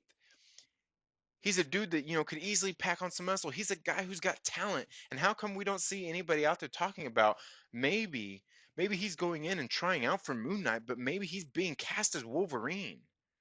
you know I think that's very possible, and it's something I've talked about before. Is I think he would be a good Wolverine. I think he has the talent, he has the looks, he's pretty much everything right um for doing that role. But so another thing, like I was saying with this whole Black Widow business, is I don't really see people making these connections there. Now we know in the MCU that Black Widow's character was born in 1984. Her character was born in 1984, and so basically, when the Stark's parents would have got killed, she would have been what she would have been about 7 years old. You know, a few short years later, she would have been 10. You know, in 1994, say, she would have been over 10 years old by the time Captain Marvel came out. You know, in the MCU. You know what I'm saying? When she first was on Earth and all that stuff happened, but. We also see that in the Avengers first movie, in the first Avengers movie, when Scarlett Johansson, when Black Widow, Natasha goes to get Bruce Banner. She uses that little girl to bring Banner to the house that was out in the middle of nowhere that was secluded. Uh, Bruce Banner says to her, oh, she another one of those little spies. Do they all start that young? Black Widow looks right at him and says, I did. So I wonder what she was doing. May she had anything to do with some of that super soldier serum the Winter Soldier ended up getting in you know in Captain America Civil War at the beginning, because you got to think that was in 1991, and just a few short years later, we see they had that serum, and then just let's say, we obviously know that he was working with Hydra at the time, which Hydra is Shield essentially. But where would they have been at? They would have probably been in Russia, in Siberia, and that's exactly where Black Widow would have been at that around those same times. You know what I mean? And we know even in the comic books that Natasha Romanoff had a relationship with Bucky Barnes as well. So some of these things I don't hear people out there making some of those connections with now. However, back in the '90s, she would have been too young, obviously, for Bucky to be messing around. She would have been like a little kid still. But that could have been later. And and I know some people have seen the line like was in Civil War, where he was sitting there bashing on her, and slams her onto that table, and she says, "You could at least remember me." And she did have interactions with him in Captain America, the Winter Soldier as well. But it almost seems like that she was alluding to something before that as well. But so we know that she started doing her spy espionage thing at a young age, and who's to say that she didn't actually go and get some of that secret super soldier serum to take to Hydra, which they would have had anyway, or for Mother Russia, for them to create that super soldier. I don't know. I could be wrong there. I could be wrong, but I think that does have something to do the uh, with some of those things going on at that time. And again, I could be wrong. And I think a lot of that stuff also could tie into the fact about like with the Pym particles and everything as well, because we know that was in 1989 when Hank Pym, or Hank Pym was still working with Shield, where Tony Stark's father was still he was essentially working with Hydra, because I mean he was Shield, right? And obviously Carson Mitchell went off to basically work for Hydra as well. And they were working on their own version of that Pym particle. And I feel like some of these things people just aren't talking enough about and making some of these connections. And some of these things kind of go into some of my theories that I have for going forward. Um, Let's see. Comic book G Spot Galvin says, "I want to see more of the Ronin story." Yeah, that would. Yeah. Oh, yeah. Definitely. It would be. It would be great to see more of that Ronin story and some of that Ronin stuff that happened in Avengers Endgame. Like I remember sitting there at the theater thinking, like, this is a this is a PG-13 movie, and they got him like they didn't show everything on screen, but like it's very much implied, man. That was some pretty brutal scenes for being a PG-13 movie. Um, RC Scott says I was also born in 1984. Great year. Yeah, definitely, right? I was born before, a few years before that. Aggressively relaxing says, Ari, you're an X-Men. Ari. That's funny. Mad Max the Mandalorian, what's up, my brother? How are you doing, man? Great stream earlier, man. I wasn't very active in the chats, but I was listening most of the time here until I started the show. Good stuff, man. It was a good conversation you guys were having there. And I went and checked out. I went and subscribed to a couple of people that you had there on the panel. That Peyton Place. Can't wait to check her out. She seems very cool. Very well spoken. young lady there. Can't wait to check out some of her videos. Um, Comic book G spot back. Galvin says, "Yep, very true." Or I caught that. Very true. I caught that too. Yeah. Lonely Banter says, "At Second Street Marvel, did you hear the rumor about Kevin Hart being cast as Doctor Doom in Black Panther 2?" Are you serious, LB? Is that seriously a rumor? Oh man, that'd be funny. Could you see Kevin Hart being Doctor Doom? I mean, he's getting better in his acting chops. He is. He's getting better. I mean, we've seen that in Jumanji, the next level. But I think that would be funny. I'm not saying that it's out of the realm of possibility, but I did not see that rumor. That's pretty funny, though. That's pretty funny. And I'm not into like fan casting or anything, but you know, a lot of people are wanting John Krasinski to come in and play Reed Richards. I think John, and I've said this before, I think John Krasinski would make a great Doctor Doom. I think he could bring a certain level to that role. He's obviously a phenomenal actor, but he could be that same character where he's a good relatable character to be a good guy and an excellent bad guy. I think he could do that, and that would be great.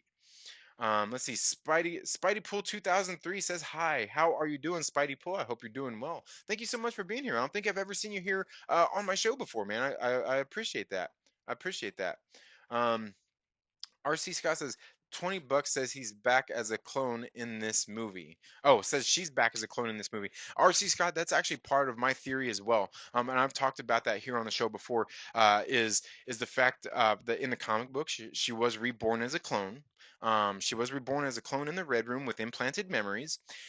And two, I think that very much kind of confirms the thing that I was saying, you know, in Avengers Endgame when Hulk was saying I was snapped, I did everything I could to bring her back. I wonder if anybody has thought the reason that he couldn't bring her back with the snap is because she wasn't dead. Possibly because she wasn't dead. And that's just what I think, you know. I could be wrong there. Um I have some other stuff that I want to drop on you guys as well. Some of the stuff that is going into some of my theories here. Um, Let's see, Mad Max the Mandalorian. What's up, my brother? He says, at Lonely Banter, really? That's interesting. Yeah, that is interesting, you know. And I'm not completely against Kevin Hart, you know, being cast as that. That's an interesting That's an interesting casting. Dylan's comic book rants. What's up, my brother? How are you doing, man? Yeah, looking forward to next year, Dylan. We're gonna do some stuff together, you know, because we know that we see like God, what is it? What is it? We got the four comic book horsemen. You know, you got John's comics with kids. You got Rod the Rican. You got Perry, and you got the comic book jabroni. Well, you know what, my brother, we're gonna start something of our own. Maybe. I don't know. Maybe we can get something like that going. You know, I'd love to do some more with you, man. You know, I mean, you're growing quite a following, man, and it's a good thing, man. It's a good thing, you know. And like you were saying earlier, in one of the streams, man, like the comic book community is really great, and being very supportive and helping each other out. Definitely something I like about a lot of the comic book YouTubers here on YouTube, man. Very supportive community, and you know what? Most of them are very great people as well. Very great people. Um, let's see. Uh, Comic book G Spot Galvin says we'll do for sure. Um, let's see. Um,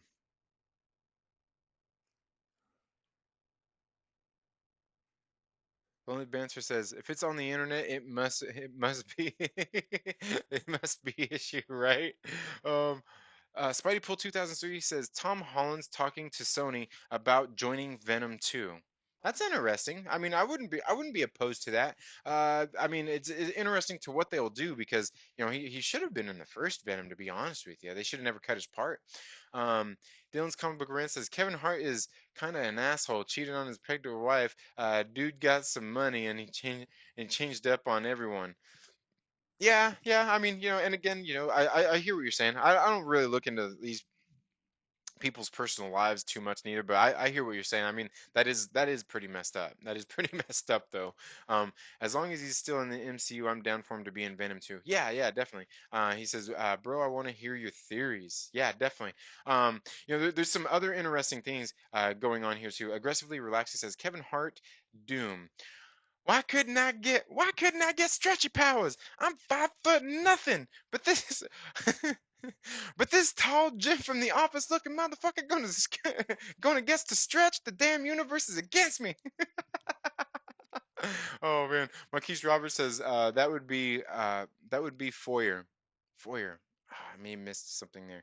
Tommy says I like the original concept from the books that they were trapped, not dead in Infinity War comics. Yeah, yeah, and it's certainly an interesting theory. Spidey Pool 2003 says I want Patrick Wilson to play Mr. Fantastic in the MCU. That would be interesting. I mean, Patrick Wilson is a pretty good actor. He's getting a little bit up there in age, but again, Reed Richards, I mean, he's not like a young dude anyway, so definitely not out of the scope of possibility. Um, Now, speaking of which, some more Black Widow stuff that I don't hear so many people talking about is once again, we don't know a whole lot about all that red on Black Widow's ledger. But we do see if you go watch the first Avengers movie, she has this little conversation with a small character named Loki, right? And let's not forget that this conversation that she has with Loki comes before he gets the Tesseract in Avengers Infinity War. So it's something that had already happened. She had this conversation with him where he's talking about all that red on her ledger. And he talks what are the things he talks about? He talks about the hospital fire. He talks about Sao Paulo, and he even talks about he mentions something else, some things that we haven't got any closure on, we haven't got any more insights into, and I don't hear anybody else talking about this. But there's actually also another conversation that she has that I don't hear anybody else talking about, and that has to do, I think it's going to tie in to this Falcon and Winter Soldier series, because obviously she knows Falcon and has worked with him. Obviously she knows who Bucky is and the Winter Soldier. They're basically, I mean, they got ties to Russia in the first place. But there's this scene where they're talking to. Where they're talking to Falcon, where they're talking to Sam Wilson when they first go to his house to kind of hang out and hide out. Okay, they're having a conversation, and where he first shows them that he was a paratrooper and whatnot, and showing them the EXO Falcon wings, right? And she makes mention of God, what was it? She makes mention of there was a certain mission that she was talking about. For one, she mentioned the mission where Winter Soldier had shot her. Gosh, I can't remember where she said she was, but she was there when she got shot because she shot the person that she was trying to take in through her body and killed him, right? And ended up wounding her, and she had that scar. Well, when they're sitting there talking to Sam Wilson, she actually talks about the Khalid Khalil mission, in which that is the mission that Falcon ended up losing his partner, right? He ended up losing his partner in that. And when he showed her the file, she looked at it and she's like, "Oh, Khalid Khalil mission." She goes, "I heard there was so many RPGs out there that they couldn't even get a helicopter in. How did you get him out?" And he said, and he shows her the file with this, and she's sitting there looking at him like, "Huh?" And it makes me wonder if maybe she had something to do with that mission where they were going in and because they were trying to extract a witness out of the area, and they ended up getting out with that witness. The person that they were looking for, that they were trying to bring in, they ended up getting out. And it makes me wonder if she was actually working against the Falcon in that particular on that particular mission, if she was actually still out there seeking the same person, or maybe if she was actually the person going after the target that Falcon was after. Some interesting stuff here that nobody's talking about. And I think some of that stuff is going to play into the Falcon and Winter Soldier series because, like I said, we're getting the Black Widow movie. Then after that, we're getting Falcon and Winter Soldier. And I think all of these things aren't just coincidences. I think these things all really kind of tie in together. And obviously, we see that Falcon and Winter Soldier are going to be working together in this new series, and they both have very close ties to Natasha Romanoff. And I do believe some of that comes down to that Khalid Khalil. Wasn't it Khalid Khalil mission that they were talking about in that movie? You might not even know if you're not a freaking nerd like me. You know what I'm saying? But I think all of these things tie together, and we're gonna get some closure on some of those those storylines that they left hanging out there in the open. And again, don't be running with my theories, guys. You know, you're free to form your own theories, but don't forget, I told you about that. But again, it's stuff that anybody could go out there if they put a little bit of time into research, and that's the interesting thing about the MCU. A lot of the things that come out for these movies, a lot of the theories and things that come out that people develop, all of the big things, these major things, happen in like these not in the big action sequences. They all come just in like these little hints that we get in small little conversations throughout the MCU. There's actually some other things that get mentioned in Captain America: Winter Soldier as well. When we see not General Ross, but we see Alexander Pierce having a conversation with Steve Rogers when he goes into his office to debrief him about that mission. He had mentions a few things that had happened. He mentioned the mission with Nick Fury, where he disregarded direct orders in order to go in and save him, and those kinds of things like that. So I think there's a lot of things here that a lot of people are not touching on when it comes to these theories and a lot of things that people aren't talking about. And those are some of the things that I'm going to kind of be thinking about and developing here over the next few weeks with some of my theories going forward in the MCU. Like I said, it seems like we don't know a whole lot about Natasha Romanoff, but we do. It's just all in these little conversations that people, you know, just they're just like these little, those are meaningless moments, meaningless conversations, or we don't remember them. A lot of these things I think are very, very important in the MCU because, like I said, all of the little clues that we've got and all of these little things that happen.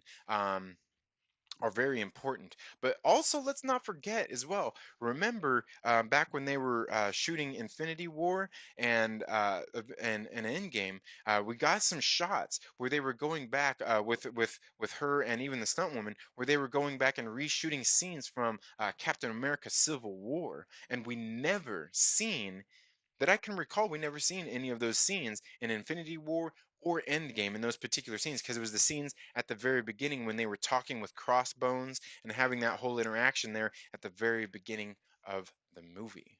But I don't know, just a few things that I have that are going to be working into some of my theories here. So, I mean, let me know what you guys think about that down in the comments below, guys. Like I said, I mean, there's a whole bunch of stuff there to unpack, really.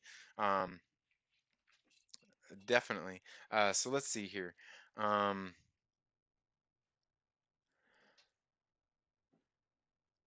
Dylan's comic book rant says, "Yes, yes, we'll definitely start something our own. Looking forward to it, Trinity. Definitely got to talk because I would love to be able to collab with you more, brother. You know you're one of my favorite streamers. Yeah, man. Thanks a lot, man. I appreciate that, man. Appreciate it. And you, like I said, you're gaining your own following as well, man. You're doing pretty good." Marquise Roberts says, "I want Patrick Wilson to reprise his role as Ocean Master in Aquaman 2. Yes, definitely. So much yes. Because as cheesy as Aquaman was, it's a good movie. You know, it's a fun, entertaining movie. I remember even going in, watching that at the theater, just laughing, thinking about how much, you know, plays on some of the superhero tropes and even some of those ones off the MCU as well. Like, you know, when he rips that door off in the submarine and uses it like a shield, like Captain America, um, and just how basically the whole little scene with Black Manta as he is sitting there making his suit and everything, it was very Tony Stark in the cave making his suit kind of, yeah, very well played stuff. um Dylan's comic book rant says holidays have been good, Tommy. Christmas night ended really strong with a great 5 hour live stream. Nice, dude. 5 hour live stream. Nice. uh Aggressively relaxing says, I need more Willem Dafoe in everything. Oh yeah, indeed. Willem Dafoe is he's a great actor. I love Willem Dafoe, like literally I love him. I do. um Dylan says that's awesome. I was watching people get drunk and throw up. Very entertaining, even while cleaning the mess up. Oh man.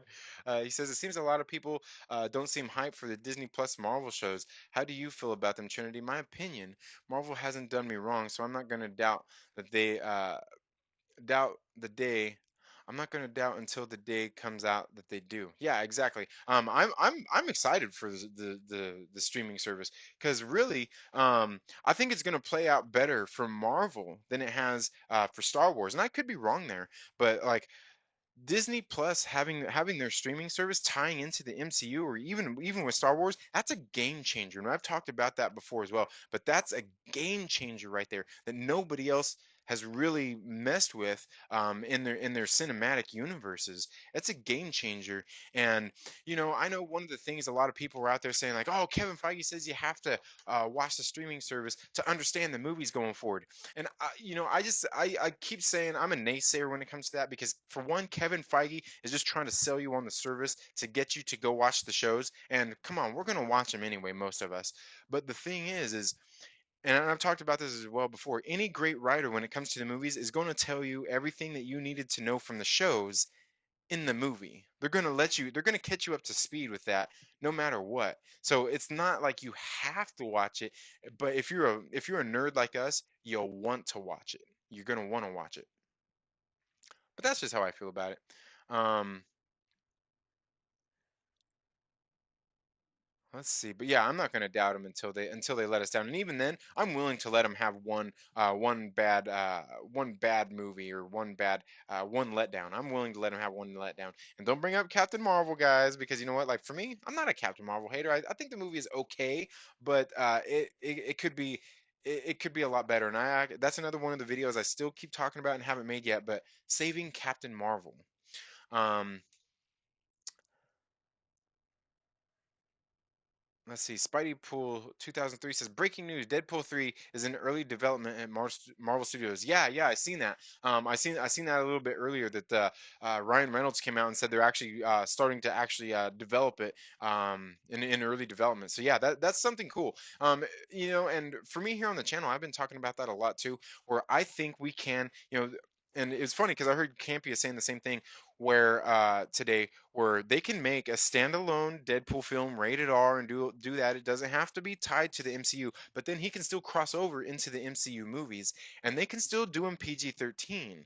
And I've felt that way for a long time because if you go and watch an Austin Powers movie, look at everything they do in there with all the crude humor and everything. All it's going to take is some clever edits to be able to still get that Deadpool feel out of it. Because we can still get everything else in the movie that Deadpool does in the PG-13 setting. And just look at Avengers Endgame. It's a perfect example. They could do those kinds of things, where they're pushing the envelope and just some clever edits to make a Deadpool movie, Deadpool crossover work in the MCU. And that's just if you ask me. That's if you ask me. Marquise Roberts says, hopefully Sam Wilson gets some super soldier serum. If he doesn't, he needs he needs to hand that shield to Bucky. Yeah, I hear what you're saying there, and that would be cool. I don't think he's going to though. As a matter of fact, I don't even think Sam Wilson's going to become Captain America at all. I think he's going to get the shield. I think he's going to try to take up the mantle just like he did in the comic books, but I think he's going to end up handing the shield back over. If not, you know, my Malvis, John Walker will get the shield, and he's probably going to somewhat back that up. I think that's what's going to happen. I don't think he's actually going to become Captain America at all, because like I was talking about this before too, is the name of the series is Falcon and Winter Soldier, not Captain America and Winter Soldier, not Winter Soldier and Captain America or anything like that. Now, however, maybe the series is going to be his journey in becoming, the new Captain America, and maybe through the next movie that would tie into, maybe he becomes Captain America, and that's where the turmoil really starts, to where we end up getting Hydra Cap. Yeah, I'm all about that. I'm all about Hydra Cap. I'm all about seeing that on the big screen. It's something I want to see. I want to see Secret Empire come out, and I think it would be a good thing. And I think it would be a good thing for the MCU because that's a part where they could actually do a soft reboot of characters like Tony Stark and Steve Rogers, and get and even Winter Soldier, and move forward, and bring those characters back into being prominent characters in the MCU, and being able to change the actors in there without having to just completely brush them aside. But I think that's all that kinds of stuff is very possible, very very possible. Um, Let's see. Wookiee Supremacy says Disney should reboot the black hole so they can destroy their own canon for a change. Oh, that's funny. Joseph 4771 says, "What are they going to do when the actors outgrow their roles? Just get replacements?" And see, and that's what I was just saying about the Secret Empire thing. It would be great because it kind because even in the comic books, it really kind of rebooted a lot of the characters anyway back to their classic forms, and I think that's something that they could easily do with bringing a movie like Secret Empire to the big screen, and I would actually love that. And I've talked about this before, is they have actually done every single thing to build up to Secret Empire already. Because like in the comic books, what they did was they did the assault on Pleasant Hill, which led into Civil War II, which led into Secret Empire. And I've actually even theorized here on this channel before that I think the next Captain Marvel movie could be Captain Marvel Civil War II. And there's a whole lot of reasons I have for believing that too, because they've done a whole lot of things building up to that. Um, I think they have. But I think that would be their way to do it is doing something like doing a Secret Empire, bringing that to the big screen. Dylan's comic book rant says he says I'm like Vince Vaughn in Four Christmases. I can't be around throw up or I'll throw up too. That's funny. Um, Spidey Pool 2003 says what Marvel movies? Oh, which like did I must have missed another question there. I'm not sure like which movies you're talking about. Aggressively relaxing says, speaking of Defoe, Disney Plus's Togo was amazing. It was 2 hours of beautifully shot dog sled movie that sets the record straight on how another famous dog stole Togo's glory. Best movie in 2019. You know, I've seen that on there, and I've actually been wanting to watch that because, obviously, because I do like Willem Dafoe, but I've seen that on there, and it looks very interesting, and I'm looking forward to watching that at some point. Um, Dylan's comic book rant says, right through Marquise.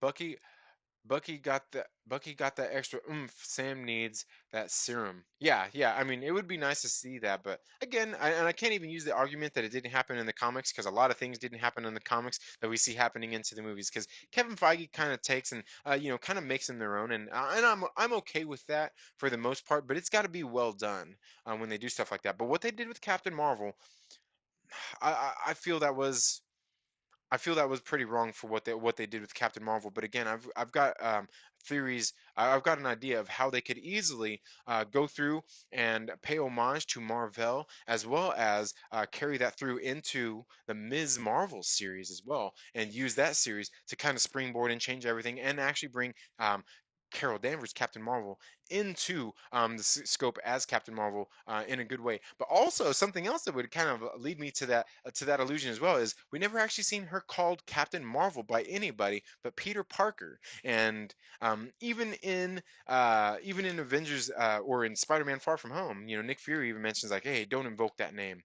And I think there could be some things behind that if they went with, my idea. But of course, I don't work for Marvel Studios and I'm not submitting scripts or anything to them. And they don't take scripts submitted anyway. But I have some ideas for that.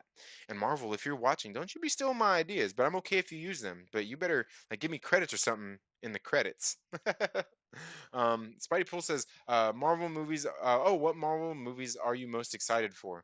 Um, I think as far as like the movies coming out, I'm most excited for one Black Widow and definitely Doctor Strange in the Multiverse of Madness. I'm definitely looking forward to that. Definitely looking forward to that.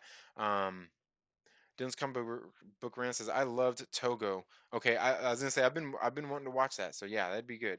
Marquise Roberts says, will Vanessa become copycat in Deadpool 3? That's an interesting question. I honestly don't know. That would be great though. That would be great to see something like that happen. Um, but yeah, I think of the movies that we actually know are coming out so far, I think Black Widow is the one I'm looking forward to the most, along with Doctor Strange and the Multiverse of Madness. Wookiee Supremacy says, nothing else matters until I see Wonder Woman 1984. Fair enough, man. Fair enough. I can't wait to see it neither. Aggressively says, do you realize the MMA brother in Four Christmases is John Favreau? He was hilarious. Yeah, yeah, yeah. John Favreau. Yeah, that was funny. Yeah. Let's see. Spidey Pool says, "Imagine Willem Dafoe in the Marvel Cinematic Universe." Oh yeah, I mean, he already did a great job as Green Goblin in the other one. Granted, it was a little cheesy, but I mean, it wouldn't have been what it was without Willem Dafoe. Dylan's comic book brand says, "Didn't you jump in that live chat?" In that live chat Christmas night, Trinity, did you hear? I got Bueller and Professor Bill. I got Bueller and Professor Bill to join. I couldn't believe it. Professor Bill be so busy, but I couldn't believe he jumped in for over 2 hours. Nice, really? That's pretty sweet. I was gonna say I know I had Professor Bill actually. He wasn't actually on my stream, but he was in the chats on one of my streams quite a while back. He came in on one of my streams. I was like, oh wow, cool man! Like Professor Bill's here. That's cool, man. Professor Bill's a cool dude, man. I like that guy. Definitely, man. And yeah, he's a good guy. I like Professor Bill. Spidey Pool says as Norman Osborn again. That would be cool. That would be cool. I mean, and I think he could do it because it's not like he has to be. It's not like they have to use him as Green. It's not like they have to use Norman Osborn as Green Goblin in their movie. They could easily have it be Harry. So I think that would be interesting. But there's also those theories out there that Flash could be the MCU's Green Goblin as well, and that's interesting. Marquise Roberts says, "I want to see Wonder Woman's Golden Eagle armor in action." I know, dude. That looks sick. It looks good. It looks good. Spidey Pool says Willem Dafoe versus Tom Holland. Yeah. Yes, definitely. Um,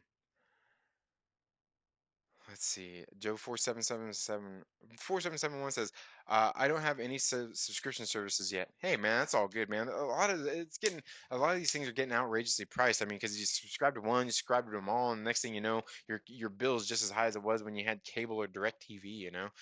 Dylan's comic book rant says, such a game changer. I think you will just understand the continuity better. I'll be watching no matter what. I couldn't have said it any better. Oh yeah, thank you. Um, let's see. Man, man, I'm way behind on these chats, so I'm gonna just go ahead and skip forward here a little bit.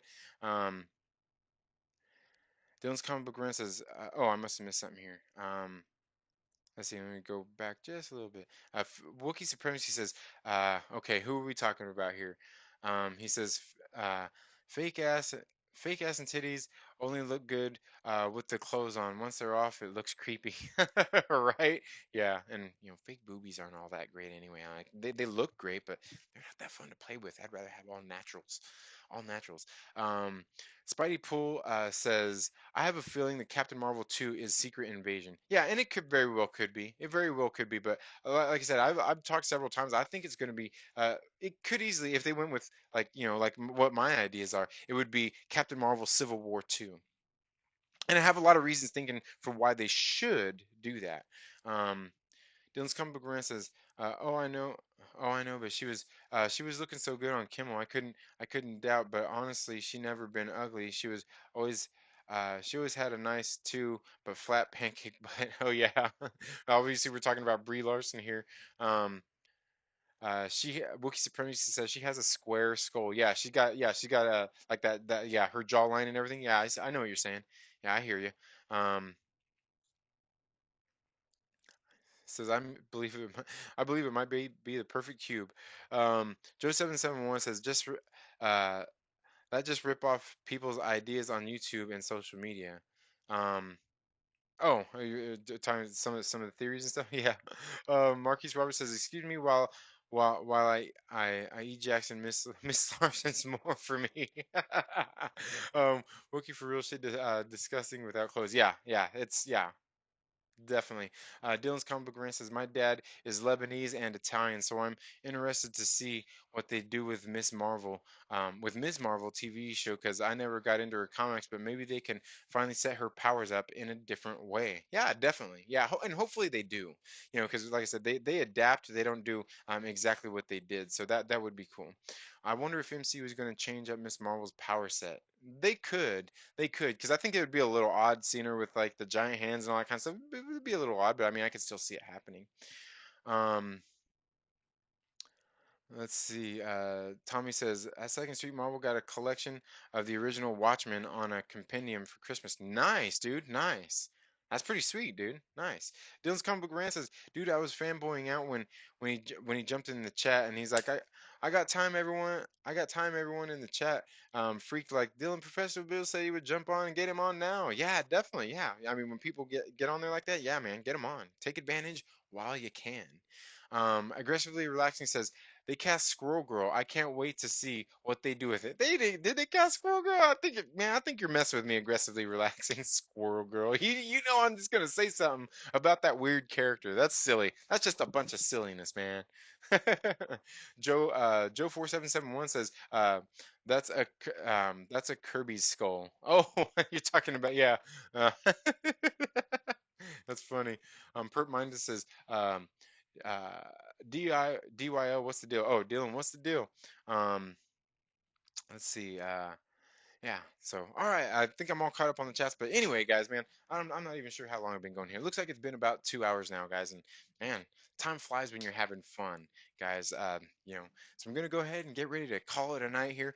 Thank you guys so much for being here once again on the Trailer Park Live, watching me flap my gums, man. I appreciate any time you guys are here interacting. Like I said, it looks like we're having a very good conversation tonight, guys. I do greatly appreciate it.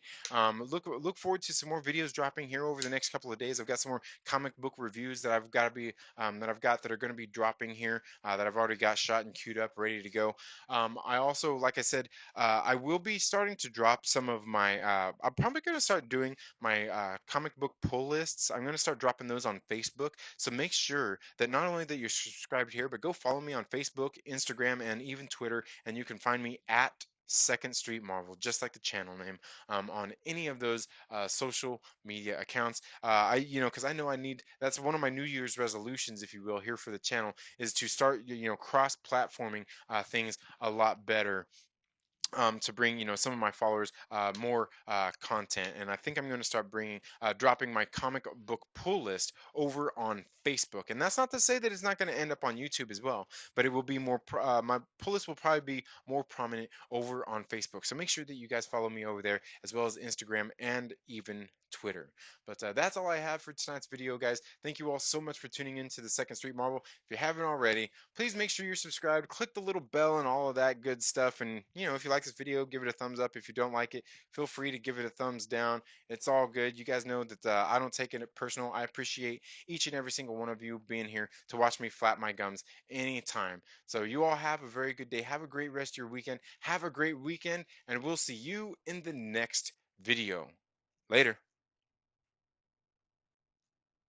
Oh, man. Ah, ah, ah. There we go.